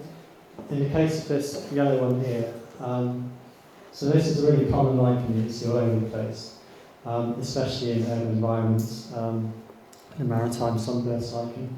The yellow colour of that is a chemical called paratin, which is a UV sunscreen, essentially. So that protects the rest of the lichen and the algae inside it, importantly, from the UV radiation. And they can switch it on and off, so when you find that in the shade, it's like a grey-blue colour, which is actually similar to the colour it is when you use it as a dye. And also actually recently that's been found to be really successful in treating human cancers. So I think we're just scratching the surface in terms of what these kind of chemicals can be used for. Come on, work. Oh, okay. So as an example of the kind of chemicals, so for identifying lichens, there's about 2,000 species in Britain. A lot of them look really similar, and you kind of need to use chemistry to identify them. This looks like essentially just a bit of a holly tree, holly bark. When you shine UV light on it, it shows up the lichen that was there pretty much hidden. So the yellow that you see there are the fruiting bodies of the lichen, so they're the bits where the spores are. And they're covered in like a little dusting, and that dusting reacts bright yellow to UV light. And inside the lichen, This is a cross section at about 400 times magnification through a fruiting body of a lichen. So that this bit up here is where the spores are sitting. There are 3 little fruiting bodies in a row there. This grows immersed in bark cells on tree trunks. So that's the bark cells there. Then you've got the algae and fungal stuff underneath. That's the spores at about 600 times magnification. They're about 25 microns, so 0.025 millimetre long, and they're held in these sort of sacs. The sacs are in those structures I just showed you, and they come under quite extreme pressures. The sacs burst and the spores are fired out of force. So chemistry again, this one.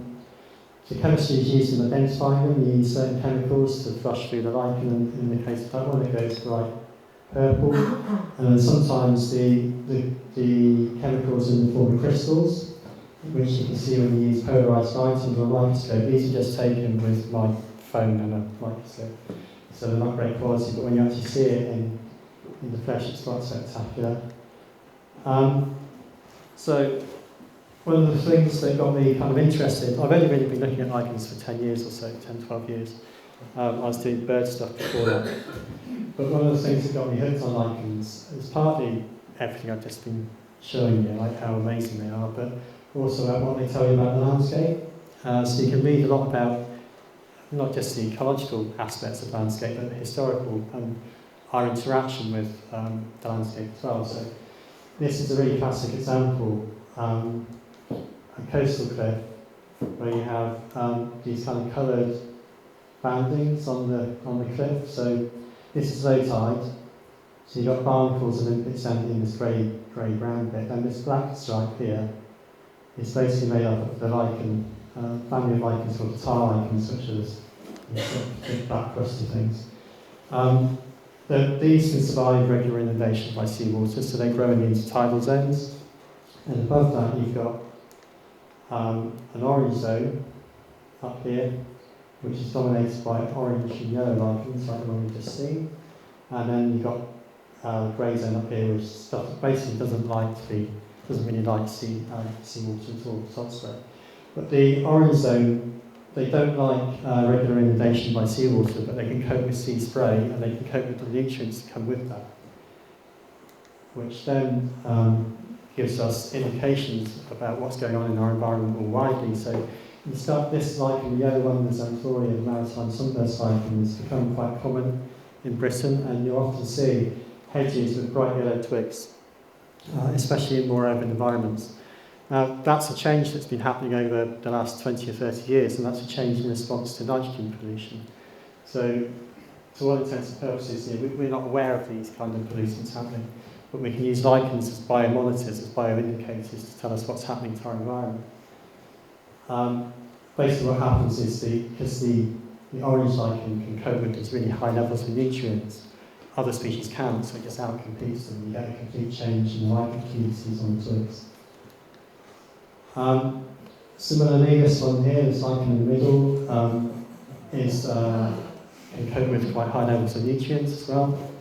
And it's a classic species of what's known as dogweed zone on the tree. Particularly in urban environments. So this lichen is adapted to these high levels of nutrients again, and it can survive in the zone of the tree that gets weed on by dogs a lot. Now, a lichenologist colleague who lives in an old house found this lichen growing outside on a wall below a window. Yeah. And she couldn't quite work out where that was, and then with a bit of investigation she discovered that that's the window that we used to empty the chamber pot out of. So this particular lichen is a great indicator of urine. Should that ever come in useful?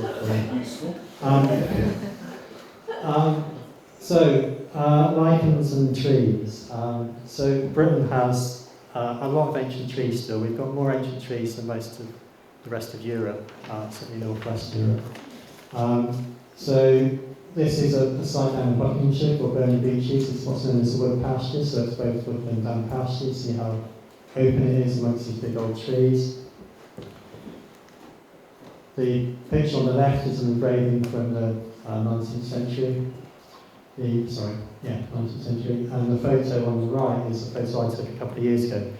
I wasn't trying to match up the two, it's just complete coincidence that I took that photo where I did and found that engraving, but it really matches really closely this kind of line of ancient paarded beach. So we know that landscape has been kind of the same for at least 100 years. But trees like this are going to be about 500 years old, so possibly older. So we know that landscape has been pretty much the same for 600 years or more. And that's really important for a whole load of lichens that are really specialist. So rare lichens are generally rare because they have really particular niches. They can't grow on any old tree, they have really particular requirements for the chemistry of the bark and moisture and light and things like that. And this species here, the beech marble lichen, is only known in two areas in Britain. One is the Burn Beeches, and the other is the New Forest, which is the other main big old beech wood pasture that we have in Britain. So and it's only there because of this continuity, the fact that this habitat, these trees have been there for hundreds and hundreds of years. This is one of my favourite old tree sites down in the north coast of Exmoor. And these old trees, oaks especially, have this community of lichens, which probably aren't the most spectacular things in nature, but they're kind of subtly beautiful.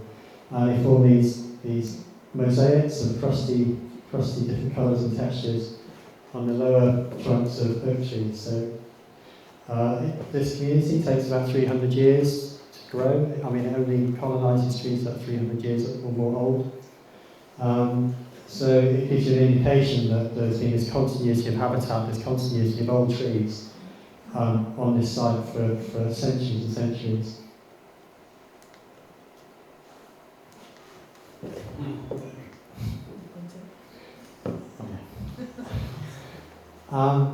So yeah, I can't really talk about lichens and trees in Britain without talking about our temperate rainforest. So this has only really been, it's been getting a lot of attention in the last few years, but it's obviously been there a long time, but it's finally getting recognised as being really special.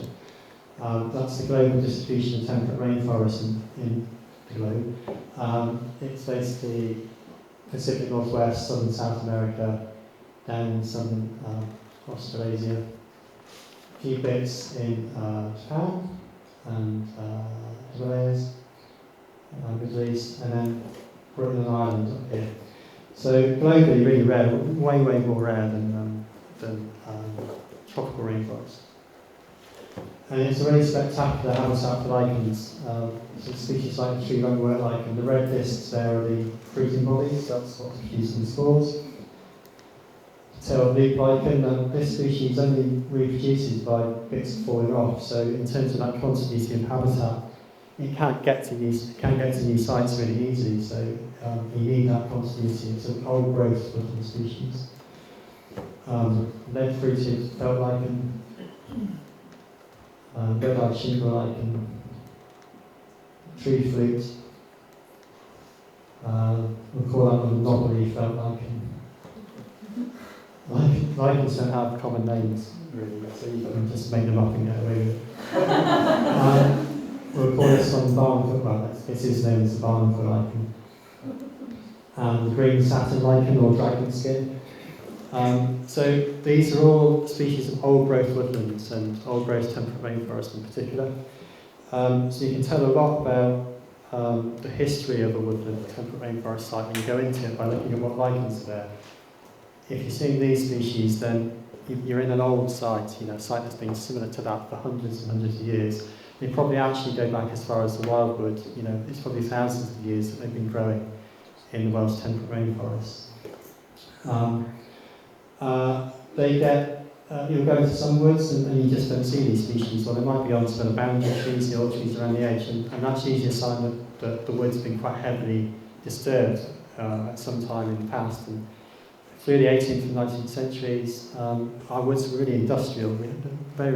You'd be quite shocked about how industrial our woods were for a period of time, with the kind of coppicing and bark tanning industries and things like that. And that interrupts that continuity of habitat, and that you can tell a lot by looking at where the lichens are and what lichens are there. You can also kind of tell a lot about a tree. So the idea of the architecture of a tree was new to me when I started looking at lichens. but the way that trees form, especially in the canopy, that affects the way water flows down and what species grow where, gets quite interesting. And so this idea that lichens tell us a lot about the landscape, a lot about the landscape history is, one of the things that really gets me interested in lichens. But I found this the other day when I was doing prep for this talk, and this says it much more eloquently than I could. If you've always wanted to learn how to read a landscape, lichens are like words on a page. They can tell you about climate, about air quality, habitat dynamics. Lichens are storytellers, speakers of the stones, speakers of the forests, speakers of the desert soils, and climate and time. So that's written by Nastasia Noel, who's a lichenologist and artist. That's it.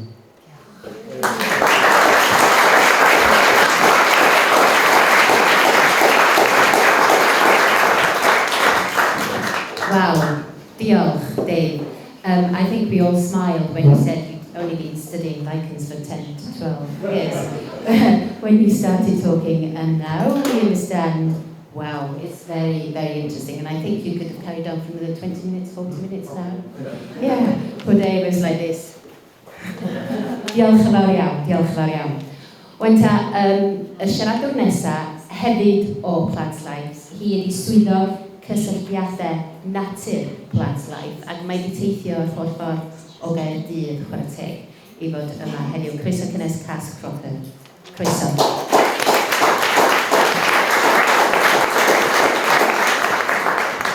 Hi, Paul. I think it's still morning. I'm Cass Crocker. I'm the the Nature Collections Officer for Plant Life, and I wanted to contextualise some of what Dave was saying about our work with bridging the gap between people and plants. So I've been engaging people in conservation for quite some time, and in built heritage as well. I also have a background in arts, so it's really quite special to be here with artists here today. I'm going to give you a whistle-stop tour around Plant Life's work, our goals, what we do to connect people with plants, and also developing our people and cultural work. So we were founded in 1989. We're a membership organisation with around 23,000 members. And our mission is to secure a world rich in plants and fungi. And we promote the importance of all plants and fungi. We own and manage 23 nature reserves in England, Scotland and Wales. We advise land managers and publish best practice guidance. It's coming through the microphone now, sorry guys. Publish best practice guidance and carry out research. We collaborate on the world stage increasingly. And we created the No Mo May campaign that some of you may have heard about. It kind of became bigger than Plant Life in some ways, so we're kind of re-owning that. It's been quite a success story. So we work in 4 key strategic areas. That's to protect and restore, and we spend a lot of time in that area. That's the kind of the bread and butter of the stuff we do. We connect people with nature, work in partnerships, and collaborate and influence. Our main habitat leadership programs include grassland, global, species recovery, and rainforest, which of course Dave's been covering here. But increasingly, we're looking at connecting people with nature. That's becoming a really key piece of our work. And we're investing more time in growing our understanding and the importance of that. And Dave Attenborough famously said, no one will protect what they don't care about, and no one will care about what they've never experienced. We're really starting to understand how important that is for us.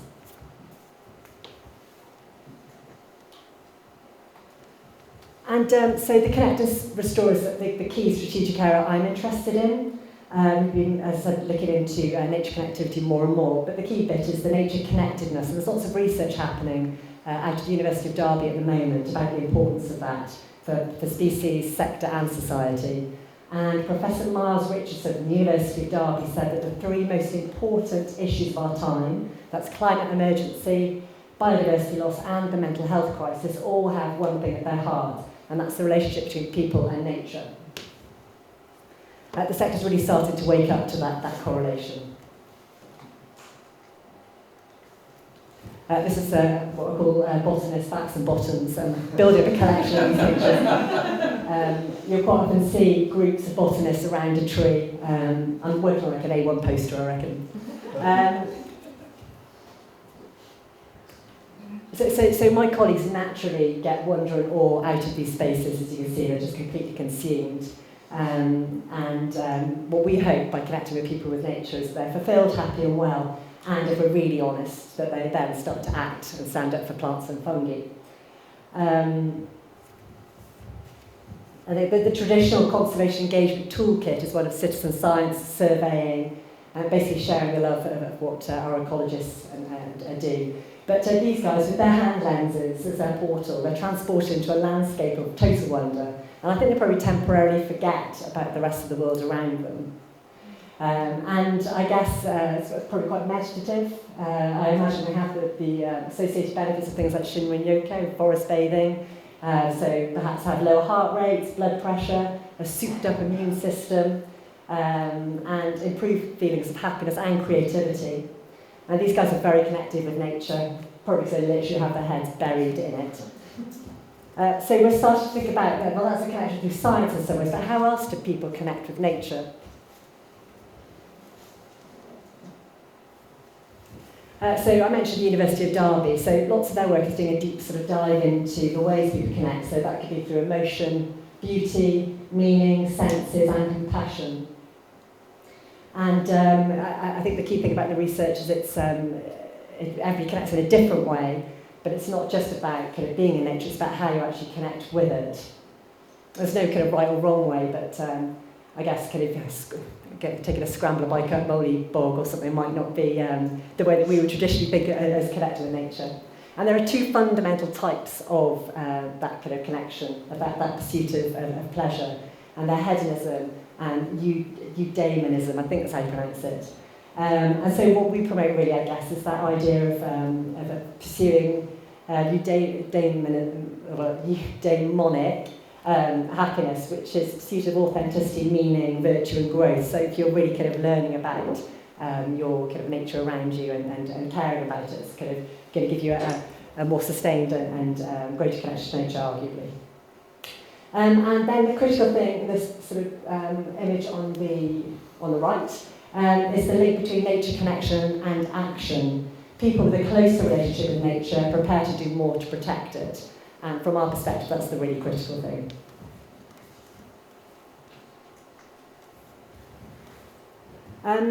So Western science is only one way of one part of the story. So classification, Darwinism, nomenclature, the naming of stuff, it's just one side of things. And we're reminded not to forget our instinctive and reciprocal relationship with nature, to remember that we are nature and not separate to it. Contrary to what the dictionary say, if you look at nature, then it's everything but humans, which is interesting. So I think we now are coming to accept that we are, but the dictionary don't say that. And this symposium I think is really exciting because it asks us to, or reminds us to rethink that relationship, draws our attention to the felled tree in a context of its woodland community, of lichens that have developed over deep time. It reminds us to feel gratitude and love, and perhaps a blueprint to return to ritual, the antithesis of our fast consumerist world, a return to the wisdom of emotion, perhaps.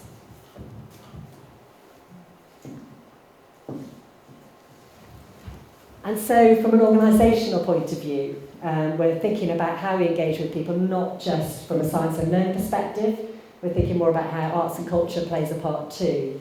You'll see that I've called our work people and culture. I've sort of moved away from the word art because certainly in our sector drums up perhaps consumerist ideas of owning stuff, whereas as you were talking about earlier, that process and that thinking that goes behind it is really important. And we want to promote sustainability as well, of course, that's really key.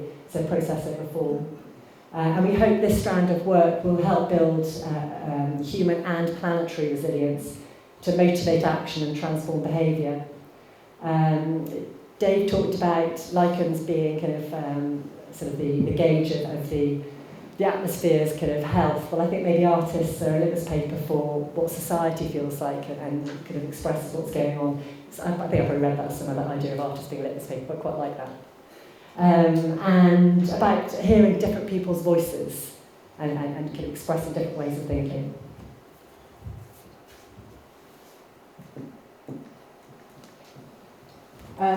So what does that mean? What are we actually doing? So we're hoping to attend more events like this and speak to different people who are, not just like us and just conservationists. It's actually getting out there and talking. We want to understand how other people connect with nature. We've worked in collaboration with NRW and some other environmental NGOs to deliver an art commissioning programme that's rolling out at the moment. Keep an eye out for that, that's through Nature and Bith. We're starting to hold talks with different artists, different voices coming through to our member organisations. We've had one pilot artist residency programme, and we're hoping to, if it all goes to plan, to roll out maybe 5 years of residencies coming up. So we've got that coming up as well.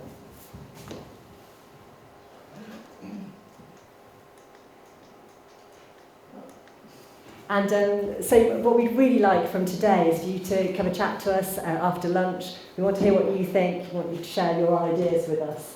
We want to understand what relationship you think there is between arts, culture and conservation. And we want to understand your relationship with nature, and so we can give everybody a voice. Thank you very much.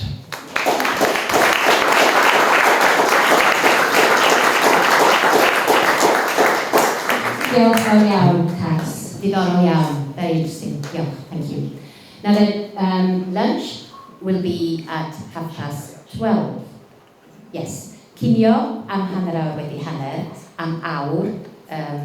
There's and then from 1:30 until 2:30, there'll be different things outside. John will be doing something. I think Manon, Aust, and Dee, am I right? Outside. So that'll then we will come back here by 2:30, please. But we have 6 minutes, 6 munud ar gyfer cwestiynau. Felly, os oes gan rhywun gwestiwn, if you have a question, we have microphones here. I chi ddeud pwy ydych chi ac ar gyfer pwy mae'r cwestiwn, os gwelwch yn dda.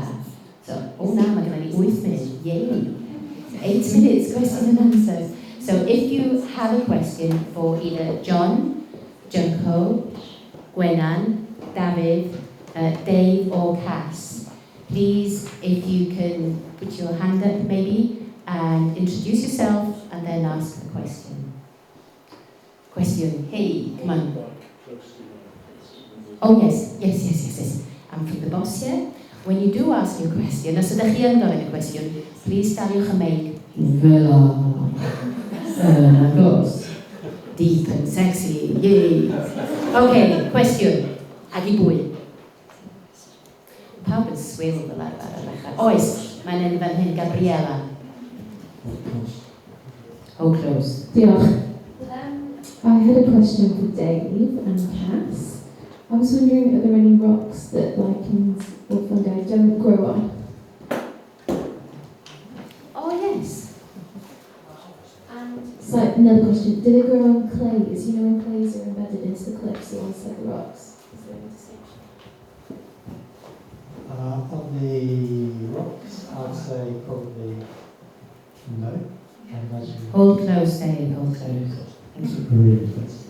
No, I'd say probably rock-wise, no, I'd say they probably grow on pretty much every rock type. And they will grow clay soils.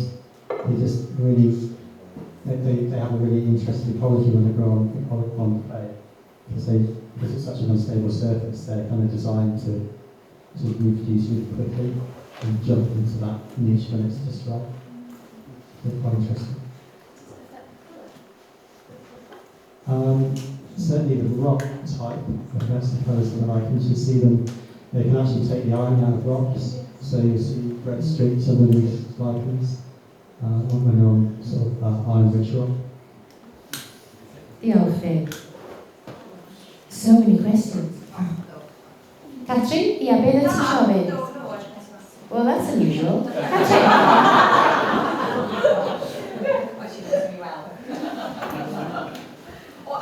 Yes, I knew! Right, Catrin Williams, yr artist o Bwllheli, o Bala ym Moreiddiol. Beth ydy cwestiwn ni? Wel, cwestiwn, ddim amdano fi fy hun, ond fy mab sy'n bensa'n yn Llundain. I Dafydd, rili, efo busnes y Coed yma, a'r adeiladwaith, dwi eisiau lot o gartrefi glan i bobl ifanc yn Hen Llyn, a dwi'n jyst yn meddwl ffantastig bod John a Juncan adeiladu I studios, I cartref eu hunain ar y tir.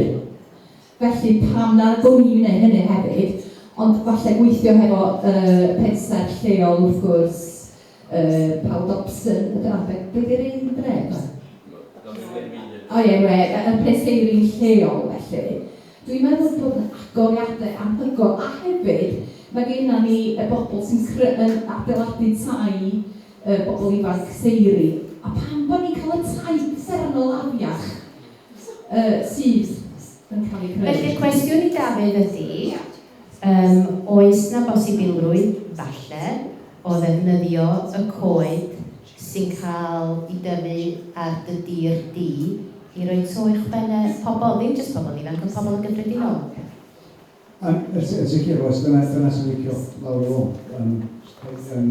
Haid o roi caniad I ni, a mi nhw'n siarad yn y peth. Na, Catrin. Ie, ond dyna nes I sôn am y sydyn gyna yn Dafydd. You touched on the subject that you hope maybe one day. Yes. Croeso nôl I chi gyd. Ydy pawb yn ôl? Is everybody back?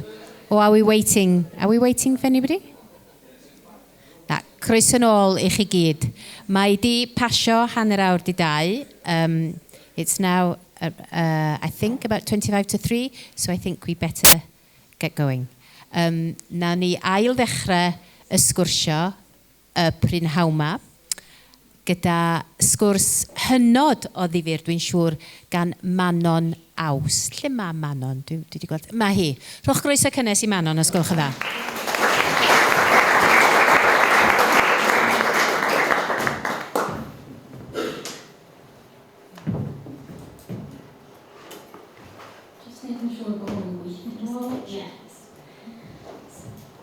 Diolch am y gofod I ni heddiw I rannu fy waith a'r gweill. Ymchwil greadigol I fandiroedd, a sut mae wedi siapio fy syniadau am y coleg, cyflwyniau ac hydnoed iaith. Mi fyddai llifo rhwng ieithoedd gan adlewyrchu fy arddull dwyieithog o weithio, ac yn yr rhannau rhydd, mi fyddai'n gofyn I chi dynnu'r clustfona rhys. Bydd sain, rhythm a delweddau ynghlwm â'r geiriau yr un mor bwysig a'i hystyr uniongyrchol.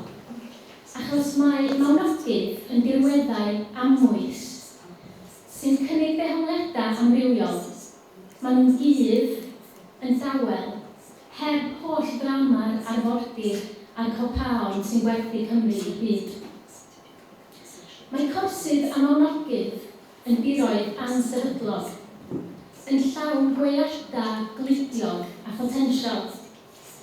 Maen nhw'n cydlethu amser daearegol, botanegol a diwylliannol, ac yn gynefinoedd sy'n gwestynnu ein arferion ac yn cynnig fframweithiau materol a chysyniadol ar gyfer aildefeirio. Ymunwch efo fi wrth I ni gasglu y syniadau corsiog. Ysio draws corsydd Môn wrth baratoi ar gyfer arddangosfa y lle celf yn Eisteddfod Genedlaethol Môn yn 2017. Wedi fy magu ar yr ynys, ro'n i'n gyfarwydd iawn a'i diareg ac arwyddocâd I cherrig arbennig, yn enwedig y rhai sy'n rhan o'i safleoedd hynafol. Ar y pryd, roedd Geo Môn yn gweithio'n galad ar sicrhau statws Geobarc UNESCO i'r ynys, ac roedd Cyfoeth Naturiol Cymru yn cynnal gwaith adfer yng Nghorsiau'r Flaenog a Bodeilio fel rhan o brosiect life Corsydd Môn a Llŷn. Mi weddish I gyneuafwr glyptiroedd wrth ei waith yn stripio haenau o leisdyddiant garw, a themau'n codi lefel a dŵr mewn dreiniau a phosydd. Roedd y gorsgrwynen ddu hefyd wrth i'n cael ei hael gyflwyno. Ar y pryd, do'n i'n siŵr iawn sydd I ddehongli'r hyn o'n I weld, ond roedd rhywbeth am y dirwedd ddiffaith yma, gyda'r potensial yn berwi gan y wyneb wedi tanio yn y chynnig.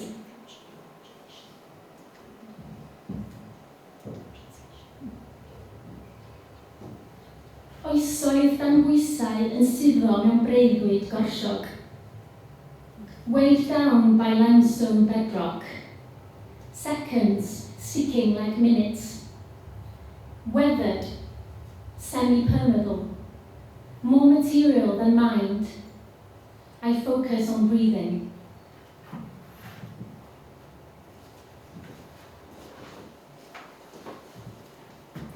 Ro'n i wedi bod yn gweithio efo cylchfaen o chwarae laber moelfra ers sawl blwyddyn, ac mi daro fi bod union yr un graig yn rhedeg o dan y corsydd. Sylfaen man gyllog yn creu cynefin, alcalin, galchog, ar gyfer llu o blanhigion a bywyd gwyllt prin, fel gwlythlys, sef planhigyn gludiog sy'n bwyta pryfaid, tegeirian y cler a corn chwiglod.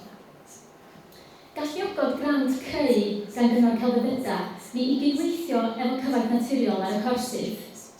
A drwy ymweliadau gyda Dr Peter Jones, uwch ecolegydd mewn diroedd cyfath naturiol, ges i gyflwyniad i weiad y safle. Mae craidd mawn yn archif byw ac yn ddogfen o'r newid i'r safle dros gyfnodau eang. Wrth edrych ar sampla bach o ddawn a mwsog drwy'r microsgop, yn laborder ganolfan biogyfansoddion ym Mangor, gallwn weld hanes paill, man algau a pharasitiaid a strwythura microscopic, migwyn, sy'n amsugno dŵr o'r gors fel sponge ac yn arafu'r broses o ddadalfennu ac yn ffurfio mawn yn ara bach. Mae mawn yn gorchuddio 4% o arwynebedd Cymru ac mae'n storio treian o'r holl gasbon sy'n y prif. Mewn cors iach, mae 1 mm o fawn yn ffurfio mewn blwyddyn, felly mae metr yn cynrychioli 1000 o flynyddoedd.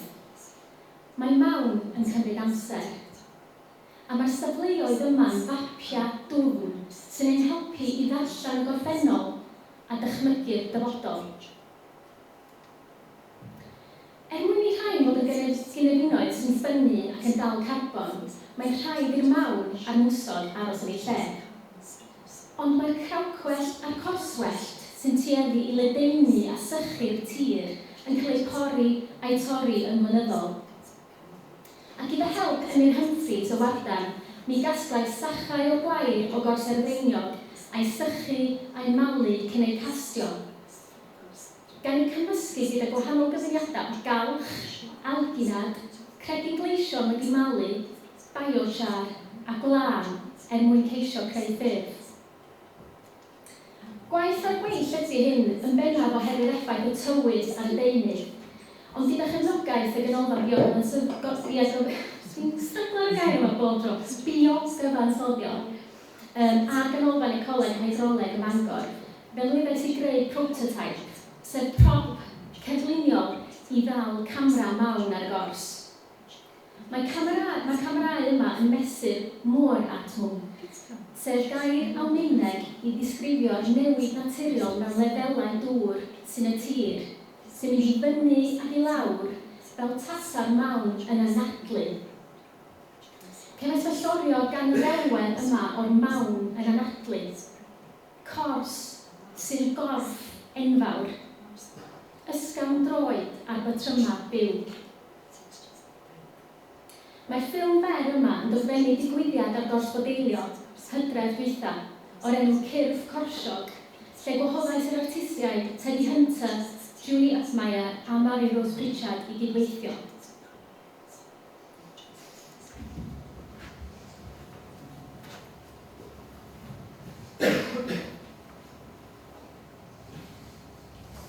Aros gors, space sticky.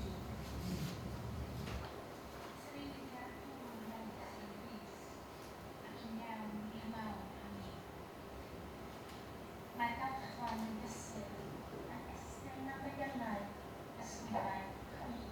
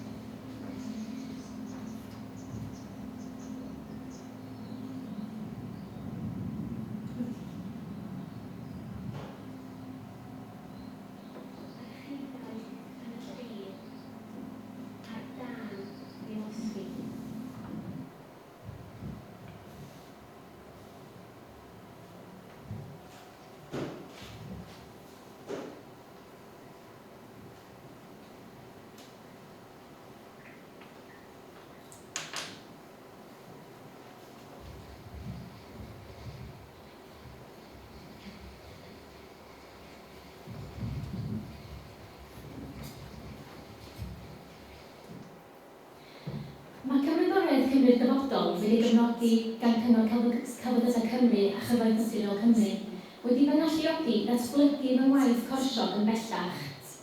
Ac ar hyn o bryd yn dod i nabod corsydd crenedig ei bionydd ddim yn bell o lle dwi'n byw yng Nghaernarfon. Mae prosiect Lifequake Cyfoeth Naturiol yn canolbwyntio ar 7 ardal yng Nghymru lle mae'r corsydd crenedig mewn cyflwr gwael gyda 5 safle yn ei bionydd. Yn debyg i gorsydd Môn, dyma genefinoedd bregus ar gyfer planhigion a bywyd gwyllt prin fel tegeriannau'r gors a britheg y gors. Tra mae corsydd Môn yn ffeniau sy'n cael ei drwy'r o'r ddeiar yn benna, dŵr glaw sy'n bwydo corsydd crenedig. Maen nhw'n crynu o dan draed achos bod llysdyfiant trwchus yn arnofio ar ddŵr sy'n casglu o dano. A mae dyfnder y mawn yn gallu bod hyd at 12 metr. Hyd yn oed defnyddio cynnar yr ymchwil yma, mae'n amlwg fod cydbwysedd cynnil yn hanfodol i ffyniant y safleoedd. Cydbwysedd o bori, dreinio a meitholion. Mae'n amlwg bod rhaid iddyn nhw fod yn lydd, ond mae gormodedd o ddŵr yn gwneud hi'n anodd i bori, sy'n golygu bod planhigion fel crawcwellt, corswellt a jacaneithiwr yn lledu ac yn mygu'r mwsog holl bwysig sy'n ffurfio mawn. Ac ar dir addas ar gyfer pori, mae peryg eich blodau gwerthfawr fel bara'r cyffral gael ei bwyta, ac mae rhain yn faeth ac yn genefin i fritheg y gors.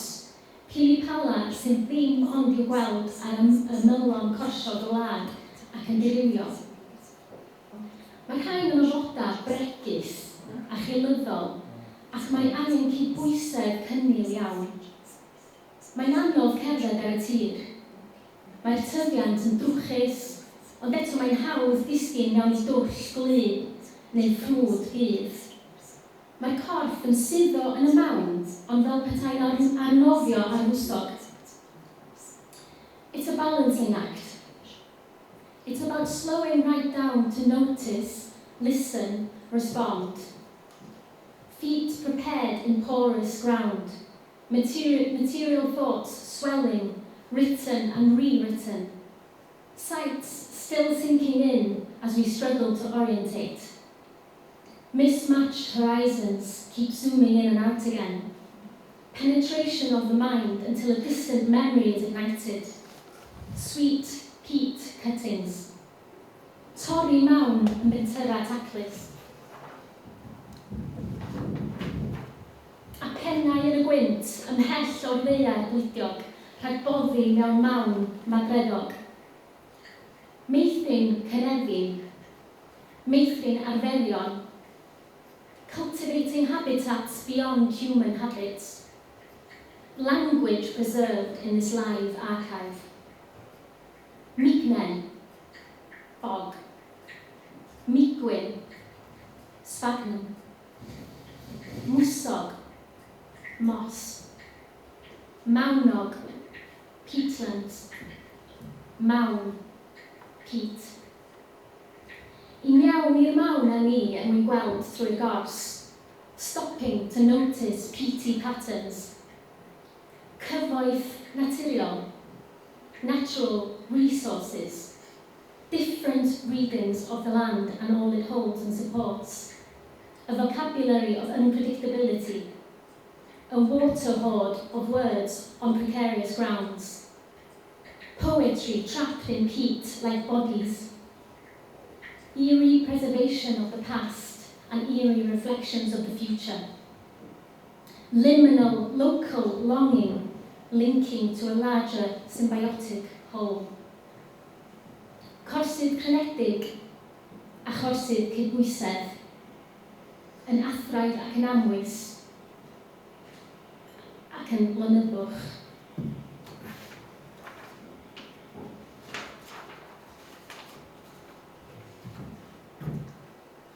So what is it about peat that makes them so fascinating creatively? They're symbolic landscapes, portals between the material and the conceptual. They connect the present to deep time and to possible futures. They're liminal spaces between water and land, between balance and imbalance. They're stores of carbon, memory and materials, live archives with potential for diverse readings. They're spaces of mutuality. They're slow and thick and sticky and wet. The language around wetlands is negative. Bogged down, stuck in the mud, we speak of sticky situations, scenarios we usually try to avoid and resist. But what if we embraced and reimagined them? Embracing boggy, sticky material dynamics and situations, and embracing precarity instead of shying away from it. Ahmad Singh suggests that precarity is a condition of our time. If balance and stability is impossible in a time of climate and ecological crisis, we must learn to sway and find alternative forms of support. Andrew Patrizio states, failure of the imagination sits behind today's ecological crisis. We need a leap of the mind. And of course, it matters what matters we use to think other matters with.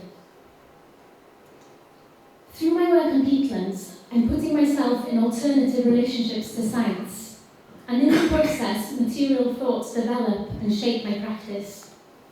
Sculptures go beyond self-contained objects and become props or tools for traversing precarious territories and engaging intimately with the dynamics of a site. Ultimately, my sculptures will become stickier, but I know this will take time.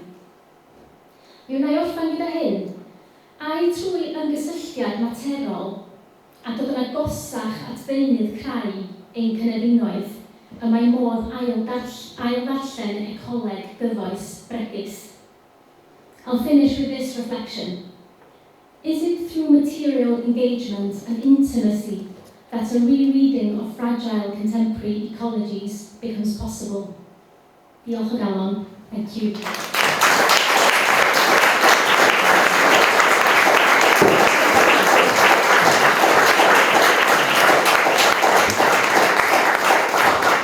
Diolch fawr iawn I ti, Manon, gwych. Diolch. Lot o waith meddwl I gyd yn fanna. Diolch fawr iawn. Rwan ta, gwr sy'n dod I sgwrsio nesa, a sgwrs gwahanol unwaith eto dwi'n meddwl ydy Dan Bristol. Lle mae Dan? O na, fanna.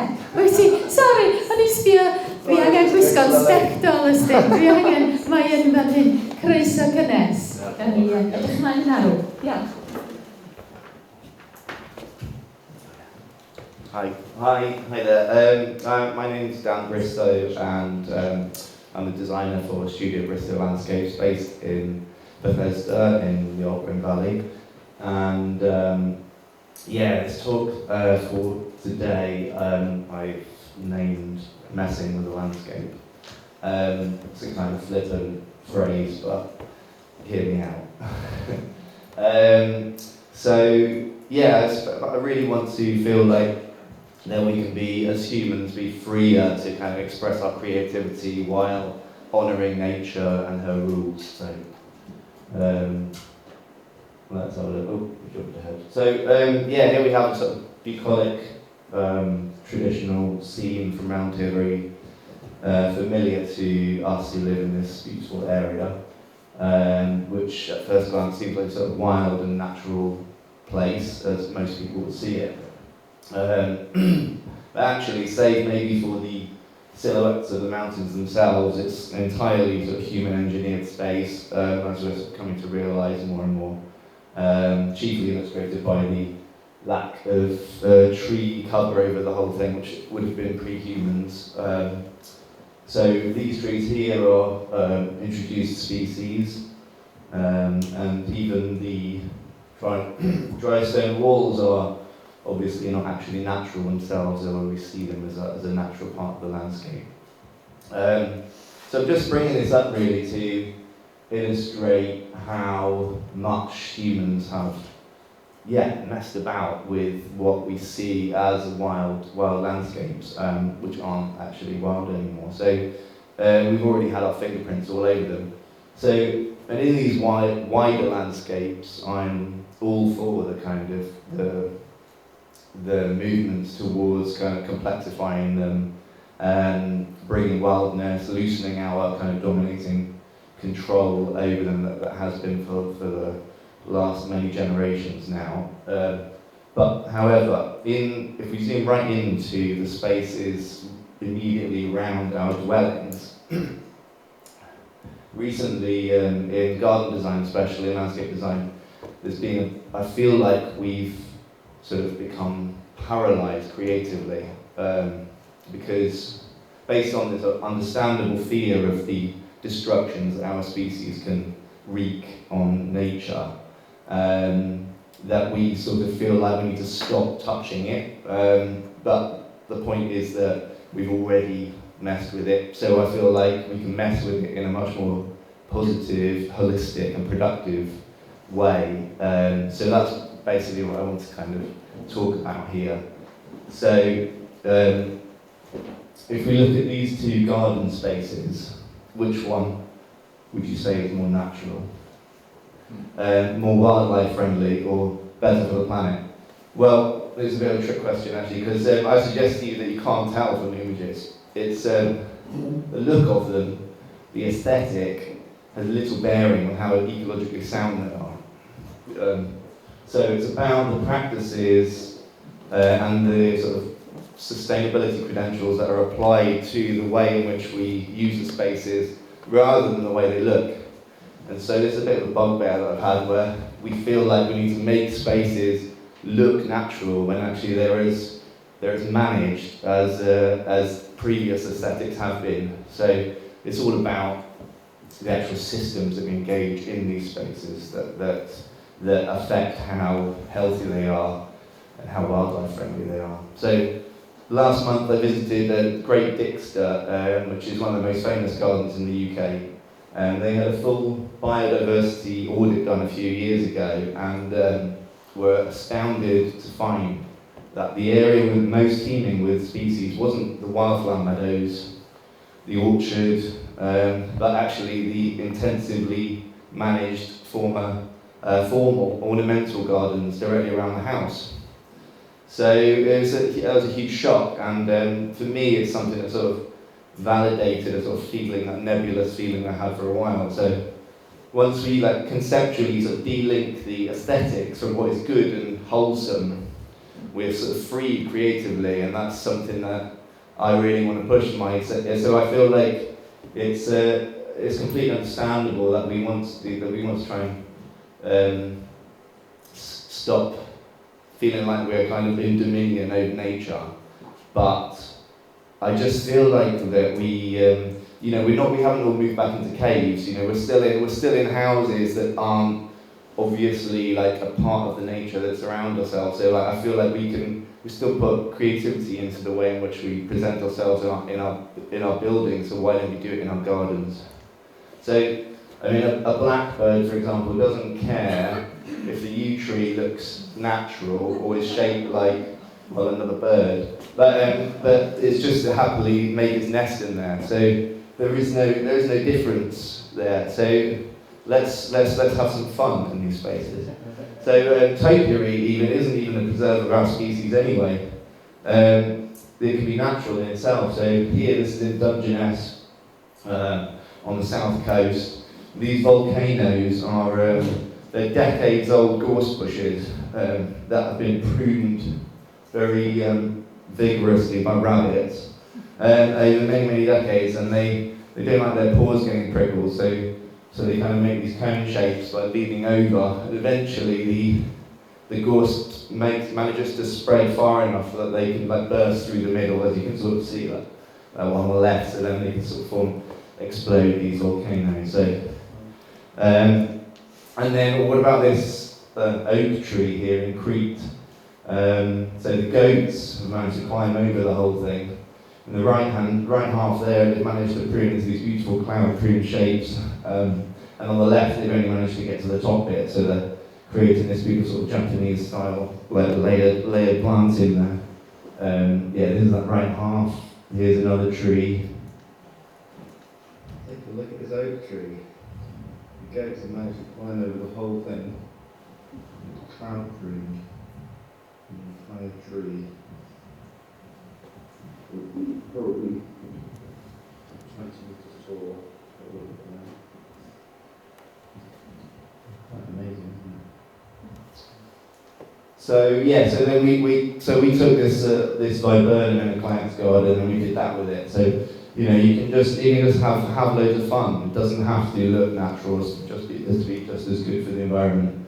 This is one of my inspirations as a landscape architect. Pearl Marx, mid-century Brazilian landscape designer, worked a lot in the big cities in Brazil, and it doesn't look natural at all, but he's a real proto-conservationist. He's one of the first people to try and protect the Amazon. He tried to collect all of the different species from the Amazon and put them into his gardens to kind of promote conservation, but it doesn't look like it should be like a natural garden or something that's pro-nature, but it can be.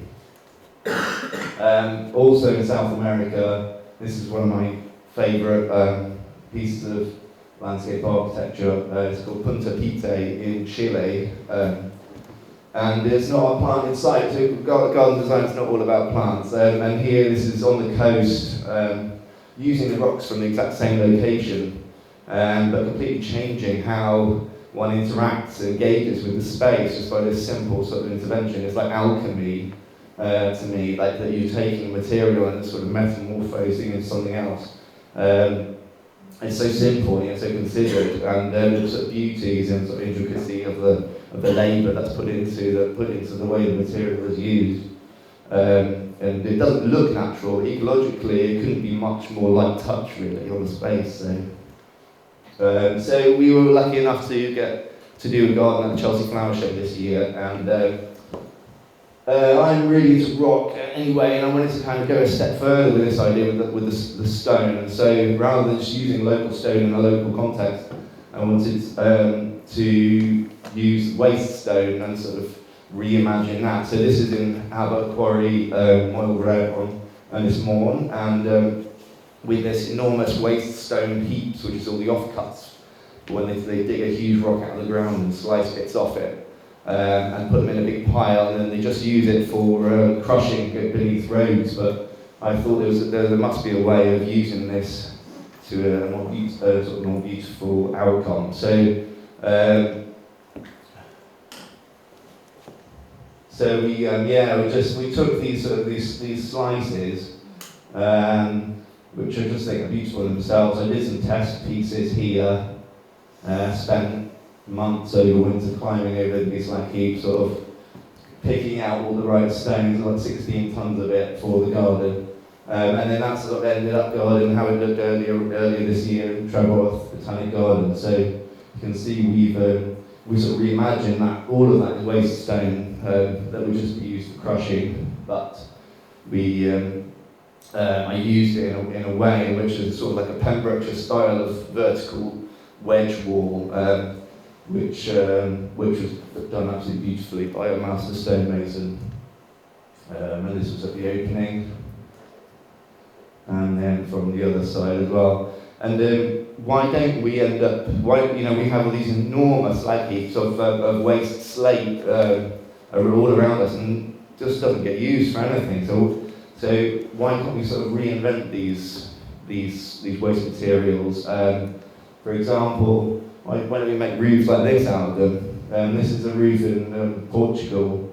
I don't see any reason why we couldn't do something similar. And you've got a beautiful aesthetic there as well. Using slate in a very different way. This is Richard Long at Houghton Hall. Incredibly simple, but some dramatic contrast. Just slate and grass, two locally abundant materials that visually sort of reinvented. So, although I suppose it is a bit like a tiny version of that. But then, or alternatively, instead of sort of creating this sort of owning that little bit of nature by sort of pushing into it, we can work around it. So, for example, this is in our garden. We wanted to dig out and make a sunken seating area, and as soon as we started digging, we hit the bedrock, which is granite. So we thought, instead of trying to blast it all out, why don't we work around it? So we ended up doing this. So we scribed the depth around that rock. That slate there we found buried in the garden as well. We made a cantilevered step. And just think it's quite effective, the finish. And just so you can just be creative with what's actually in the environment, and it immediately beds it into its place. So here, similarly, someone else has done it with some bedrock they found and cast steps around it there, and I just think it sort of makes this uniquely sort of beautiful space that you can't conjure up in a design. You just have to work with what you find. Another way is sort of letting nature in as well. Is here's sort of an accidental bit of vertical walling, vertical gardens where a leaky drain pipe has made a perfect environment for these ferns.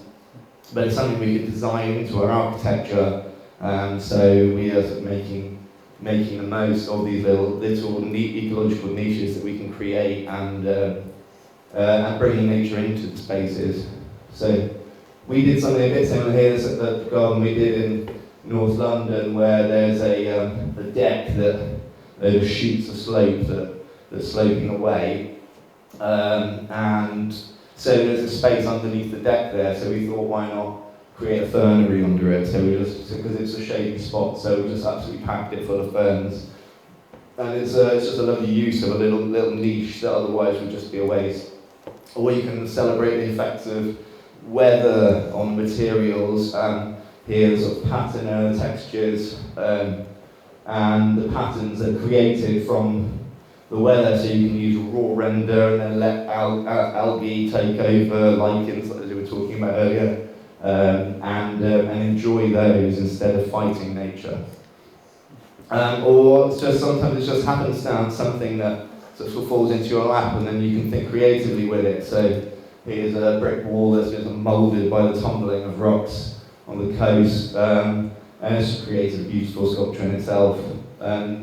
Similarly, a friend of mine, Darren Hawkes, a dog designer, this was at Chelsea Flower Show last year, and he's from Cornwall, and he asked a local farmer who he saw who was digging up his slab in the farmyard if he could have all the huge bits of concrete that were coming out. So he took them and washed them down, and this is the underneath of it, and he hung them off these reclaimed steels as well, and to me it just makes a really, really effective sort of striking addition into the landscapes, sort of redolent to me, those sort of cast limestone peaks of sort of southwest China, but maybe that's just me. But here it's like using a traditional material, but sort of rethinking the application of it. So a wall becomes a driveway. I just think it's really sort of beautiful and creative. It doesn't have to be stone. Here, the Bannerman's landscape architecture practice has sort of designed a classically inspired folly, but built out of local timber from the estate and collected antlers, so out of sort of using these classical aesthetics, but out of sort of temporary material, which is just sort of fun, playful use of it. But this sort of playfulness isn't a modern sort of postmodern thing at all. You know, this is in the Abbey of Saint Foy in France, and the stonemason here had fun adding a little character into the arch, and that's from the 12th century. Back to now, and the sculptor Jose Manuel Castro Lopez does amazing things with stone, sort of changing the feel of the stone. I just think it's beautiful. This kind of, again, it's a sort of metamorphosis of a material, transformative. Another one, contemporary stonemason Kim Merridew, it's called Unswept Floor. It's a big stone piece on the floor, and all of this that you can see here is all inlaid stone. There's no painting on there at all, so it's really, really lovely. If you look at the little set of keys on the right there, or the discarded takeaway container, but then made in something that's a kind of permanent material, so it's all very playful, and that's a kind of playful take on the Roman mosaic, also known as unswept floor mosaic, from clearly a very long time ago. And then just something like this, so it's using local materials. I feel like we should be we've been sort of corralled into not, don't pick up pebbles off the beach, don't use, don't like buy a bit of wood from B&Q instead of, cutting a branch off a tree and making something with it, So I just feel like we've got that real disconnect, and I think there's so much scope for using local materials in a sort of holistic way. It's very simple, but actually, if you look at the arrangement of the stone, it's incredibly intricate and really beautifully made. Here, this is an urban space by the architecture group called Assemble, who won the Turner Prize. And this is in East London, and they just dug into the ground and found huge amounts of shale and aggregate in the ground. So they literally built the whole of the 2/3 of this building out of the stuff that they just dug from beneath their feet. They put them in earth bags, and then they rendered it with all this aggregate that's come out of the ground, which I think is really, I think it's really beautiful. This thing that's kind of erupting. So this is actually a mosque near Turkey, but I just included it as a way of blending hard materials into a softer landscape. So I think, you see this feels like kind of natural striations in stone, so, we can do something similar here, and it's a way of making a path, a hard-standing path, but that blends really nicely into its landscape. Sometimes it's about editing, so it's about you've got a landscape that's full of things already, and you're just removing things to create interesting spaces. So you're just taking out individual plants or trees, or pruning things a particular way, and then you're creating a kind of feeling of magic without having to add anything at all. I mean, these are all native plants here, but you can do fun things by just by the way you prune them as well. So this is just a hedge that's beautifully clipped. They're all native plants, but they just make a really effective hedge there. Then, I realise we're running out of time. So this is a garden we did on 10 floors up on a roof in Peckham, on the top of a multi-storey car park. There's going to be no irrigation, exposed to the sun and the rain and the wind. So we created this there, and just with banking some soil, and then sub-base that's again the crushed stone used for roads. As you can see here, it's directly onto the car park, but making something beautiful out of it. And then just remember that everything changes all the time. Thanks very much.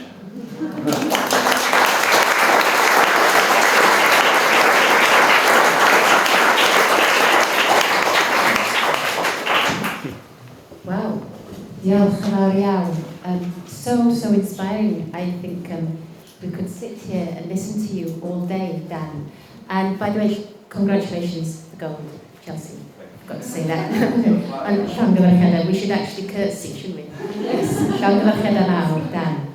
Wel, y wraig nesaf, ar ola I sgwrsio heddiw, our next guest is, I think, our last speaker for the day, and she's going to make it good as well.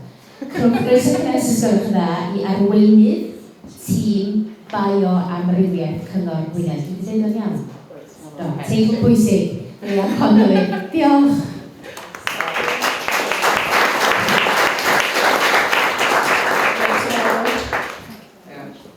A fydd am fyddiant, so gyda fi anwyd, so os dwi'n llai sy'n mynd hanner ffordd yn ddrwg iawn. Sori, jyst eisiau cymryd y cyfle dros i siarad efo chi, jyst i esbonio chydig am gwaith da ni'n wneud yma yn Gwynedd a fel rhan o partneriaeth natur Gwynedd.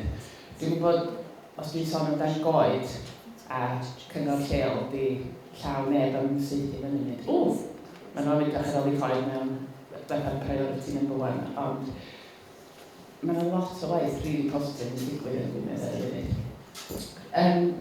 So, y gwaith i, dwi'n gweithio yn y maes gadwraeth ers dros 20 mlynedd. Dwi'n teimlo am dy hen. Mae'n bwyslais mawr ar gael bobl I gysylltu efo Coed. Mae'n bod yn mega bwysig I drwy'n yn yrfa. Ers I fod yn sgwrn trwytho'r hir i masters, un o'r peth mwyaf yn hwnnw cael ymateb bobl i newid yn y goedlan yn Nghymru. So, mae'n rhywbeth dwi'n reit yn efo yn da. So, wrth i fewn iddo? Bot. Do? Carin fi fan ôl, dwi'n wrth i nôl lle o'n. Dwi heb cael instructions yn rhywbeth. So, mae agwedd bobl tuag at Coed, wel, rhywbeth dwi dod ar draws yn waith lot, ond jyst yn nawr ydy. Beth agwedd yn ar ochr lon, jyst cael yna. Edrych ar y teulu yn y llun yma, so, dwi'n gysig gyda fi. Ond mae yna lot o hanes yn dod i fewn i'r teulu yma. Mae lot o hynny chi wedi clywed pobl yn siarad yn dar peth heddiw. Ond mae'r llun yma reit drawiadol. Dwi'n cofio'r llun yma pan o'n i yn un o'n darlithoedd o bron iawn i 30 years yn hwn.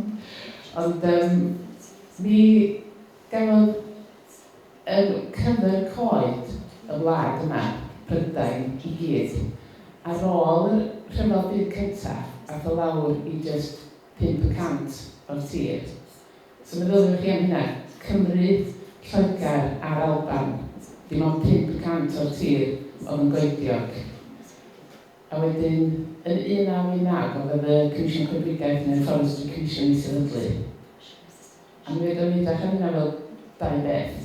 Mae Coed yn bwysig, neu actually mae Coed wedi cael bythynas reit agos efo rhyfel a diwydiant yn wlad yma. So, merchaid yn y llun yma, da i gyd yn gwybod y term lumberjack, timber jills dyn hyn. Mi o'n rei yng Nghymru hefyd, mae lluniau gwych o merchaid o Chrefolgella yn mynd i'r afel ar Coed ac yn plannu ac yn y blaen. Ond dos gyda fi'n trwsus o ddynes mewn y llun, ond dwi'n meddwl bod nhw'n mynd cool. So, chydig bach mwy ar ifa i chi. Cymryd un o'r gwledydd mwy fatha lliaf coediog yn Ewrop, sy'n chydig bach yn drist. Mae'r numbers yma wedi dod o audit sydd wedi cael ei wneud o fatha Tirlun Cymru yn ôl yn 2019. Mae'r numbers wedi gwella i fymryn, ond da ni lawr i 40% o'r wlad wedi cyfro efo Coed. Ac o'r 40% yna, mae llai na 5% o hynna yn goedlan hynafol. Rwan, so mewn dosbarth sy'n gofyn am hands up os yw'n gwybod beth ydy diffiniad goedlan hynafol. Gewch chi'r hands up os ydych chi eisiau. Rwy'n trwy guess yma? Basically, coedlan hynafol, mae'r Coed wedi bod yna ers o leia 400 mlynedd. Maen nhw'n mynd o'r time maps o flwyddyn 1600. Mae lot o'r coedlan yma yn lot hir. Da ni just basically lwsio'r time maps am na rheini di'r rhai mwyaf dibynadwy os ydych chi eisiau. Gwrs mae'n chydig bach yn gratio ger hwnna. Mae reit ddiddorol, mae gen i'n coedlanau Gwynedd sy'n cael mensh yn Mabinogi. Mae nhw'n llefydd rili arbennig. Ac os ydych chi fewn i fatha'r prif a chnawn, dim bod fi'n sbio ar neb yn cefn yna, ond mae yna stwff rili diddorol yn ddyn ar y prif o dan Coed hynafol a coedlanau hynafol. Ond, be dwi eisiau sôn amdano efo chi fwyaf ydy'r gwaith da ni wedi bod yn gwneud yn Gwynedd. Wan, mae job i o ddydd i ddydd, mi fedra i fod yn favourite person pobl, neu dwi'n cael hegu, ydw? Person mwyaf annymunol yn y byd yn nhw. So, mae rôl gwaith i dwi'n delio efo amddiffyn Coed, sy'n swnio chydig bach yn eithafol, bod fi'n swnio bod fi'n sefyll y blaen yn stopio bobl o'r gweithio. Ond, da ni'n amddiffyn Coed, da ni'n gwneud gwaith efo hyfforddiant safona, cael gweithio efo bobl i deall chydig bach fwy o ran gwerth Coed, bod hynna drwy gwaith cadwraeth neu drwy system gynllunio ac yn y blaen, a bod ni yn cynllunio gwelliannau goedlannau a Coed unigol a bod na liniaru yn unrhyw gollad. So, da ni'n trio gwneud yn gorau. Rwan, rhywbeth sydd wedi dod â hwb masif i ni yn Gwynedd yn y 4 mlynedd dwytha ydy cyllideb partneriaeth natur Gwynedd. mae hwnna'n gallu egu fi i greu. A dyma chi chydig bach o lyniau rwan o'n siampla stwff da ni wedi gallu greu. Mae'r llun yma ydy darn o dir yn Parc Dudley. Mae yna 2 darn o goetir hynafol a mi o'na gau yn canol. A mae gennau 30 o students o Bangor oedd wedi cael chwip o barti nos o'n cynt. Ar y teg nhw'n mynd o'n gyd droi fyny flannu'r coed yma a creu pont rhwng 2 darn o goetir hynafol. Mi oedd rhai ohonyn nhw chydig bach o wer a dal wedi peintio'n wyrdd o'r nos o'n gynt, so dwi'n cweith yn gwybod beth o'n wedi bod yn neud. Ond da ni wedi denu mwy a mwy o bobl i gymeryd rhan mewn prosiectau. Da ni wedi gallu creu rhwydwaith o goedlanna cymunedol Gwynedd a rhwydwaith o meithrinfeydd cymunedol. So, community tree nurseries, ydy yna. A cyfleu hyfforddiant i bobl. Rwan, rhywbeth mawr, da ni wedi gallu denu pres ato drwy partneriaeth natur ydy prosiect Long Coed. Mae Long Coed mewn rhywbeth sydd yn eiconic hanes Cymru. Dwi'n bod hwnna ni sydd wedi gorfod dysgu y Long Coed. Os ydw i'n eisiau fath o amser wedyn i gyfnod i adrodd i arnol i dwi'n gofio fo. Ond mewn darn o dir sydd yn stretcho o Aberwen i fyny tuag at Llyncyr. A mae gennych chi lôn yn mynd ar y hyd a mae yna lwybr cyhoeddus efo mynediad i bawb tuag ati. Rwan, mae'n gyd mewn perchnogaeth preifat, does fi a Cyngor Gwynedd ddim modelad ohoni fi. Ond mae yna lwybr cyhoeddus yma a mae yna gynefin anhygoel. Rwan, da wedi bod yn llwyddiannus iawn yn cael beth wedi gymeradwyo drwy partneriaeth natur i wneud prosiect i drach ar iol o. Yn hytrach na bod y perchnogion yn edrych ar ôl i darn hwyl. A wedyn bod rhywun arall yn gwneud darn gwahanol drws nesaf yn y blaen. Da wedi gallu creu prosiect sy'n edrych ar fel cynefin. So, da ni wedi creu asesiad Coed, da ni wedi creu rhaglen waith, a'r peth mwyaf bwysig ydy'r cydweithio. So, da ni wedi... Dwi heb dod yn sbectol, sori. So mae yna amrywiaeth o waith yn cyfeirio lle hyd o Long Coed, a'r gwella'r cysylltiad yn y cynefin ydy un o'r pethau mwyaf bwysig da ni wedi gallu gwneud. So, da ni cael asesiad Coed wedi wneud, da ni wedi rhesymegu yr asesiad Coed yna, cos mae pobl yn dueddol i fod yn reit risk-averse, o feddwl, mae rhywbeth bod o'r gwaith yna, yn ei dorri lawr. Di hynna mae'n wir bob un tro. Be da ni'n rhaid wneud ydy gwella y beamrywiaeth, a gwella y cysylltiad efo'r cynefin. So, da ni wedi dod ar draws bethau fel yma. Sy'n drach, chydig bach yn dill. Mae'n goedan di llwygan i hanner, a mae chydig bach yn ler. Ond beth gyda ni wedi cynefin y misyn i brytach. A da ni wedi dod, dwi'n gweld hwn reit, fel yn drach chydig bach o elefant yn ôl plant. Ond mae hwn yn gynefin arbennig eto yn ei hun. Sa'n ni drad ar hwn yn ffrychol, mae bobl yn dueddol i feddwl bod yna risg yna bod rhaid torri'r coed yma. Da ni wedi gallu gweithio efo technogion a'r partneriaeth i ddangos bod yna ffordd o reoli'r coed yma a bod ni wedi gallu cael cyllid i wneud. A drwy idrach ar y gwaith sy'n ei wneud, mae rhai o'r coed yn idrach ydy bach yn dila ac ydy ma idrach ar ei hol nhw yn job ddynyd. Ond da ni efo'r arbenigedd wedi gallu datblygu hyfforddiant wedi wneud hyn. So mae Long Coed y gobaith ar y diwedd ydy bod y gaps yn cael ei trwsio a bod ni'n gallu cysylltu a plannu coed newydd a rhoi chydig bach mwy o gysylltiad cynefin i fewn. Cos pwy arall byw ar y Long Coed ydy ein ffrindiau. Ac os da ni'n edrych ar ôl y cynefin ac yn gwneud siŵr bod y coed mewn cyswllt efo'i gilydd, bod yna le i'r pryfetach a bod ni'n clirio ac yn cadw bob un dim yn dwys ac yn daclus os rhai bobl yn disgwyl i bethau cael ei wneud drwy creu y cynefin, dyn ni'n creu y lle a'r bwyd a'r cyflenwau'r bwyd i'r anwyliad mawr. Fel ein ffrind.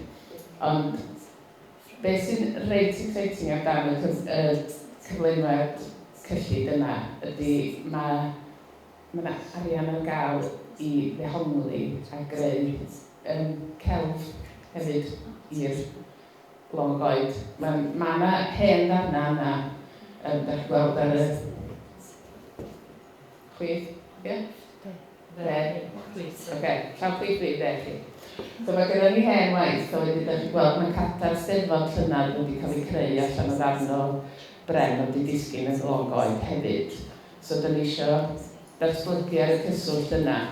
Mae rhywbeth pwysig sydd wedi bod yn yr ardal. So da ni wedi comisiynu gwaith gan sydd yn fferti i wneud mwy o waith. A mi fydd yna waith dehongli. Mae gennym ni sgwrsydd diddorol iawn yn mynd yn blaen ar y funud I greu darn o gelf allan o gerrig I fynd ar hyd y Long Coed hefyd yn dehongli y natur a'r rhywogaethau sy'n byw yna. Ond darn bach o waith y bartneriaeth ydy hwn. A efo stafell o bobl creadigol ac efo syniadau, swn i'n annog chi, please, dowch chi chwilio amdana ni, Partneriaeth Natur Gwynedd, da ni'n gwneud bob math o waith diddorol ac exciting ac o'r peth llia i'r peth mwyaf. Dowch chi siarad o fi, cos mae gyda ni bres a fydd o'n yna am beth. O, diolch. A sori am.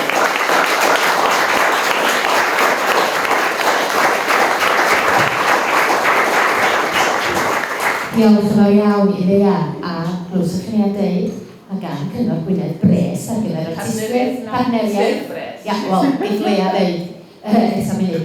Felly, sgwrsio rwan, we have exactly 12 minutes question and answer. But to make it easier, neu di Lea ddod ista yn Bangor, a Manon, a Dan, would you join us for just question and answer? Mae'n haws os da chi'n dod I fyny ar gyfer pobl sydd yn gwylio adre. It's easier if you're sitting here for the cameras, for people who are listening and watching as well. Sgynna ti, hold on. Diolch. Reit, cwestiwn. Mae Menaf yn mynd I ddod ro'n with her microphone. O, Gwen, I fyny. Lea, Manon a Dan, diolch yn fawr iawn. Thank you. I am hynod o ddiddorol. Are you following me? Yeah, well, little bits and pieces. Okay. Yeah. I'm getting on, yeah. So tell me quickly, how do you feel? Cold? Chelsea? Yeah, well, was that working? No. Is it working? No. Diolch weithio? Yeah. Oh, yeah. It was a great, amazing because it was over 100 people involved in the build altogether. We totted them all up, and some of them are here today, including Manon, who created amazing sculptures for the garden. So it was really great for everyone. Also, that was really special. So do you actually get a gold medal? It's not really real gold. Yeah. Oh. And where's it kept? In our studio. Oh, yeah. wow. But we got a beautiful vase for the best in category as well. So yeah. Wow. So yeah. Great. Question. Oh, John. Where you going to? Sorry. Oh, I thought you Ach, chi allan cael smoked o that. I just wondered, Dan, you know the species that you had, what was the variety of the species? We work with a charity called Size of Wales Mines Company, and they're protecting tropical forests around the world. And I was reading some papers, and one number jumped out at me that there existed 313 species of tree within 1 hectare of tropical forest, which is absolutely incredible. So the size of this room, you probably get three different species of trees, which is absolutely amazing. So all the tree species in the UK, there's about 33 in the whole of the UK. So we wanted to use 313, so we had 313 different species of plants within the garden, which made it the most diverse garden in Chelsea's history, as far as we know. Wow. A Manon, beth ydych ti'n neud fel rhan o'r prosiect? Be na i dweud yn Gymraeg? Unrhyw iaith. Okay. Ia, wel, nath Daniel y Sera wahodd mi I ymateb I dyluniad yr arth. So nes I weld y sketches o sut oedd y syniadau'n datblygu. Ac un o'r pethau nath daro fi oedd yr ffens ar y cefn efo'r madarch yn tyfu allan ohono fo. Oedd hwnna gerflun yn efo hyn. So sculptural itself, the back fence. Ac o'n I jyst yn meddwl, yn Chelsea, mae yna gymaint o bobl yn dod I ymweld, ac o'n i'n meddwl sut sa'r cerflun yn gallu adlewyrchu'r ymwelydd mewn ffordd, a dod nhw'n rhan o'r ardd ac allan adlewyrchu I effaith nhw ar byd natur. So o'n i'n gwybod bod eisiau defnyddio drychan yn mirrors, a wedyn wrth gwrs I adlewyrchu madarch yn y ffens, mae'r madarch yn tyfu allan o'r drycha. So rhywbeth eitha chwaraeus, a wedyn ar y diwrnod y launch, o'n I yna yn cuddiad tu ôl i'r drycha a dod â'r madarch yn agos at bobl ac yn cuddio yn yr ardd. Oedd o'n diwrnod arbennig a dwi'n diolch yn fawr am wahodd I rhan o'r Cwestiwn arall?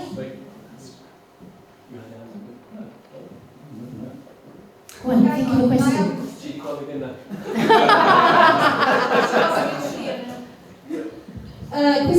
Question for all three of you.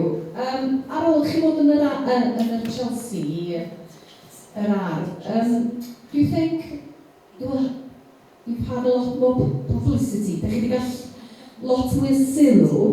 Felly, ydych chi wedi cael mwy o waith? Dych chi wedi cael cynnig rhywbeth exciting? I fi ofyn cwestiwn Alan. Dach beth feddwl? Oherwydd bod chi bod yn Llundain, cael lot o sylw I Gymru ac i'r bardd arbennig yma. Dych chi wedi cael mwy o gyfleoedd? No, I got the rest of it. I just didn't know sylw. Attention. Sorry, all three couldn't answer that. Yes, so, Yeah, no, that's fine. So, yeah, it's like it's a slow burner really for us. So it's more about raising our profile, and it was really great for Cymru and God bless Cymru especially because in terms of horticulture, the sort of south-east gets all the attention generally. Yes. So it was really great. We had so many people coming from Wales and they came to see the garden and they loved that we were there. So that was fantastic for our area.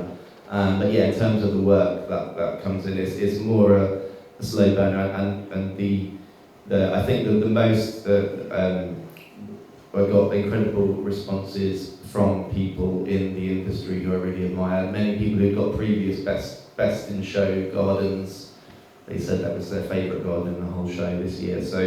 So that will all kind of percolate through, but it's a slower process. Shame. Well, it's because it's the garden is not an immediately commercial garden. There's another garden designer I know who he only got silver medal 2 years ago, but he got enormous jobs off the back of it immediately because everyone in West London thought, I'll have one of those, and it was like, here's £250,000 to put one in my garden, but like our garden was much more like an artistic piece in itself, and maybe more sustainable. Yeah, absolutely. No, exactly. It's not. We don't do luxury gardens or what I call yacht gardens. So like something you could imagine on a yacht. So it's more like got more character, but it's not as commercially minded. So yeah. Joseph. Thank you all. Joseph, I work for Coexist Natural Resources Wales. It's another question for all of you. I think we've heard some really interesting views on people's relationship with nature, from conforming of what is, speaks as an environmental or ecological space, to the things under our feet, or to the way that we have a grow a relationship with trees from all of the speakers. If they were reflecting on those and that kind of, that especially in this space where we're talking about things that are hyperlocal and things that are really connected to space, is there something that kind of links these different ways that we connect to nature? Is it something that can be quantified? Is it something that's deeply personal, that is always going to be individual, or can we kind of learn from a collective connection to nature? Leah? Oh, to you. There's a saying in Welsh called dod at the Coed, which means sort of broadly community senses or, finding your safe space. I was speaking to the man sat next to me. I live by the beach. Land warming doesn't do anything for me. Doesn't really, take it or leave it. Take me out into the woodland, I'm a different person. I'm a happy person and in a happy space. To the point that if I become a bit grumpy, I get sent up the mountain by my husband because the trees are up there. So I think people connect on different levels, and I think we've got a responsibility to actually get a bit clever about how, public money is a difficult thing to sort of get at, but we need to be clever about how we use it, and a lot of the nature partnership money that I was trying to explain about, we've tried to link with schools and get people to inspire that, actually street trees in Pwllheli, I've been trying to get the schools out to come and have a look at them and look at, actually this is a live chemistry, physics lesson, and if you've got a disgruntled 14-year-old who's not really interested in going to school, coming out on the tools and sort of potentially sort of talking to two or three guys with tattoos on their heads and chainsaws is going to sort of switch something in their mind that they're going to go, actually, there's a point to it. And I've worked with some very challenging kids when I worked for the Forestry Commission who were sent from school. They weren't allowed in, but they came out to work with us and ended up with GCSEs at the end. So I think we need to look at the value of being outside and sort of being in contact with nature, because I think it's really, really, it can change your life and make you into a nicer wife. Diolch. Diolch yn fawr iawn i'r tri yna chi. Is rhywun arall eisiau gofyn? Any more questions? Gai, just diolch i Leah. Mae hwn yn son da. Gatsen i gofyn. Na, just diolch i Leah, achos da ni yn rhan o'r Eithwynfa Coed newydd ar gyfer nhw'n Coed. Gwaith danol ni yn neud efo tîm Brifwyth. Mae'n hawdd i ni ddefnyddio'r cyngor am partneriaeth natur Gwynedd yn ei gwaith ardderchog a cyfleon i un o celf o natur sy'n holl bwysig wrth gwrs i gefnogi artistiaid hefyd. Yn un peth sydd wedi sobri fi gynnal y 5% ar ôl y fel cyntaf. Yn gwybod y Junco yn dweud ni'n ei chyflwyniad chydig bach yn ôl na 70% o Japan y prifedd ni'n Coed. Felly gyda ni lot o waith i wneud. Ond diolch ti'n ei bod i'n. Da ia, a wedyn, os da ni jyst dweud yn sydyn, os oes y bobl yn diddordeb, be oedd y cyfeiriad i gysylltu â chdi eto? Partneriaeth Natur Gwynedd, mae gyda ni hwdi neis yma, neu godi fel fyny fel logo Gwynedd i wneud i ni. Ond os ewch chi ar Facebook a edrych i fyny ar Partneriaeth Natur Gwynedd, da ni'n gwneud bob math o bethau. Efo dy waith di o fi di ysbrydoli, da ni wedi actually troi 2 landfill sites sydd wedi capio yn bol ar blodau gwyllt, a mae un ohonyn nhw yn rhan o un o'r sacs wyt ti fod diddordeb yn efo. So, da ni yn llythrenol wedi bod yn troi rybys i fewn i natur. A yn y 2 blynedd ola, da ni wedi gallu denu dros 1.5 miliwn o gyllid i fewn i'r sir i wneud gwelliannau a gwahaniaeth mawr i natur yn y sir. So, da ni eisiau ymgysylltu efo chi. Felly partneriaeth natur Gwynedd. Diolch. Diolch fel iawn i'r tri ohonoch chi. Diolch.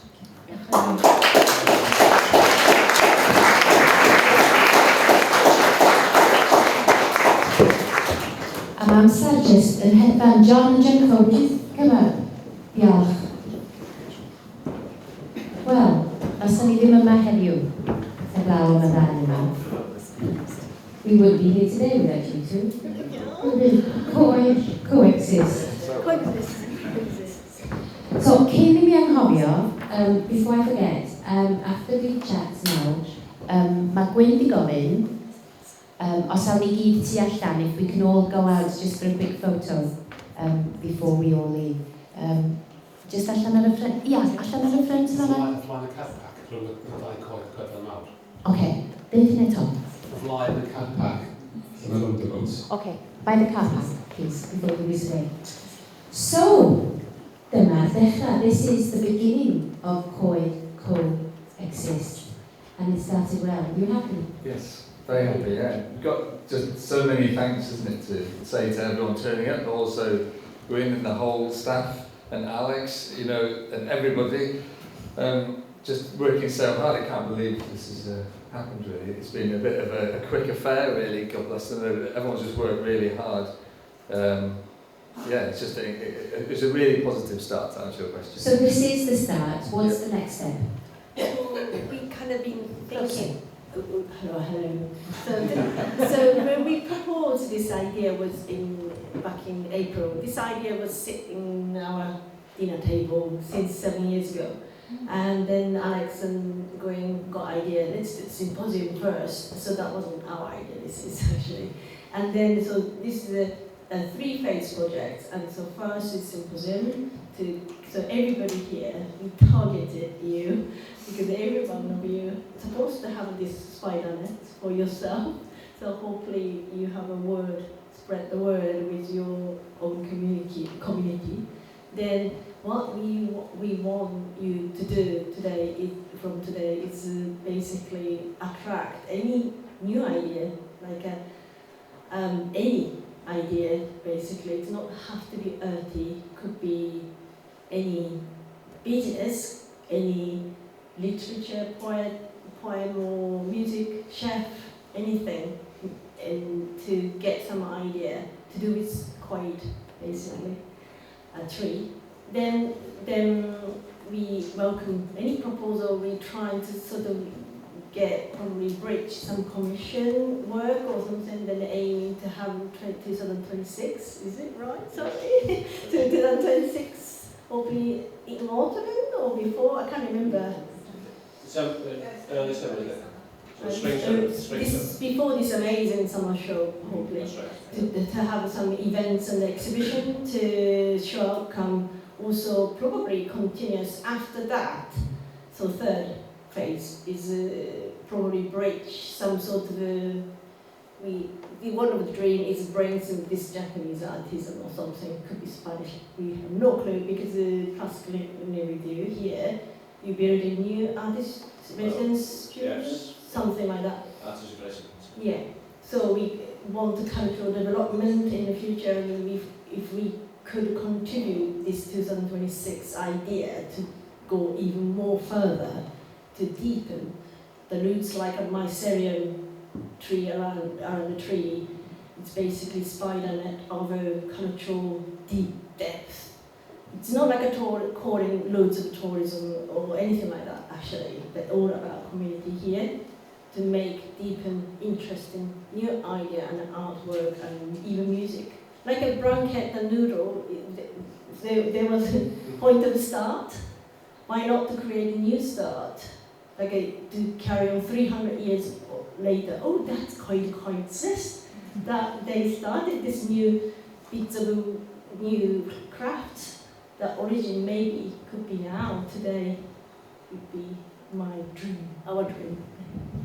So please, all your amazing minds here, it's just let's keep this going, as you said. And even immediately, there's a little tree on the wall there, you can write comments or ideas and stick them, there's leaves that you write on, and you stick them on the tree, so fill that tree up with sort of nice comments, hopefully, and good ideas. And then we can collect them, and obviously we've got your details as well, so we will contact you, hopefully.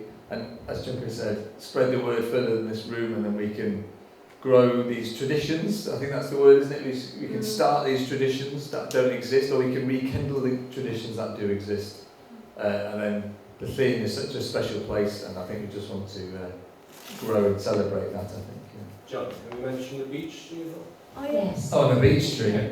Yeah, I've got about 7 tons of beech tree that we've moved. So obviously woodworkers, the material is there, but anything that you can think of related to this. So obviously, as an exhibition, it'd be a physical exhibition. So it'd be nice to have some woodwork in there, wouldn't it? But it can be anything like, smoking it to make bacon, or we don't know. You know, it's up to us as a collective to make this exciting show and beyond, basically. So, yeah, diolch yn fawr for everything, and yeah, it's been an amazing day. Thank you very much. Yeah, and also the things we kind of, this is an example, this piece of a beach is that we collected, and our house is total mess. We got a whole pyramid of this.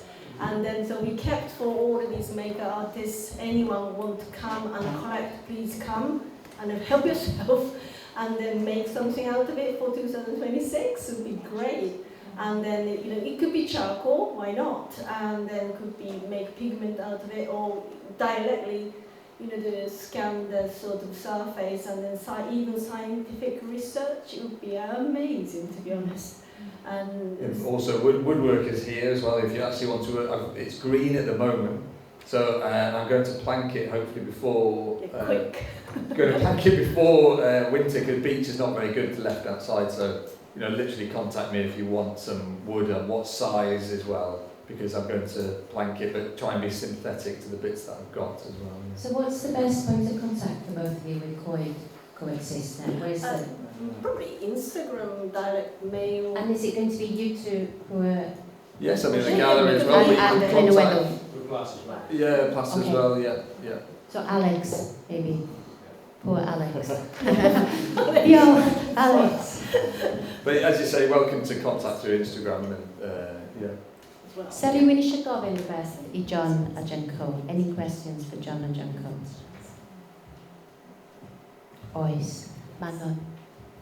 Oh, sorry, the microphone, I've just left it on there. Yeah. Does have any? Just a box. Oh, you got one? Oh, you got one. Yeah, thank you both, first of all, for the invitation to be part of it today. And I'm just wondering, between now and 2026, the period of the exhibition, will there be an opportunity for everyone to come together again, or to bring more people along, some kind of get together and meet up in between, or how do you imagine kind of keeping the dynamic going? I think going is nodding, so it is a yes. I think that's the feeling I'm getting. We must get together again and meet. Maybe we can't afford so much food next day. Bring your own food. Barbecue on the beach. Maybe a glass of wine. Yeah, barbecue on the beach with some charcoal. You can make some food. Not only in the like beaches, we have to. Oh, yeah, sorry. Yeah. But no, definitely, we'll have to do this. I think more than once again, and as you say, bring other crazy people together as well. It's about merging out in nature and getting these wonderful people together. And we must remember there's 80 people at least online watching this as well. Oh, right, yeah. Yeah, diolch. Os ydych chi'n wylio ar y we, if you're watching online, diolch yn fawr iawn yn gobeithio bod chi'n mwynhau. A, sori de, ond ydych chi'n methu'r bwyd. And just saying thank you, the food was excellent. Diolch yn fawr iawn for feeding us. So I think we need more feedback. Please leave feedback and your contact details, and we'll do a few events, maybe in the evenings or when it's convenient for people. And Junko, quickly, how do I say diolch yn fawr in Japanese? Yep. Arigatou gozaimashita. Arigato. Gozaimashita. Gozaimashita. That's a little. But if I say, yeah, I've learned this bit, actually, I'm cheating. Arigato. Do itashimashite. Croeso. Diolch o galon i'r... Wel, sut ydyn ni'n egluro ac yn disgrifio y ddau yma. Ffantastig. Diolch yn fawr iawn. Mae cael nabod chi yn rhywbeth arbennig iawn ac yn brant. Diolch. Diolch. A diolch i chi i gyd am ddod, a cofiwch yn llun. Tan tro nesaf.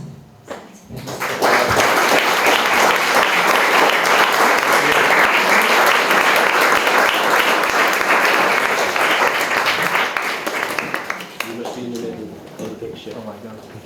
Oh, yeah.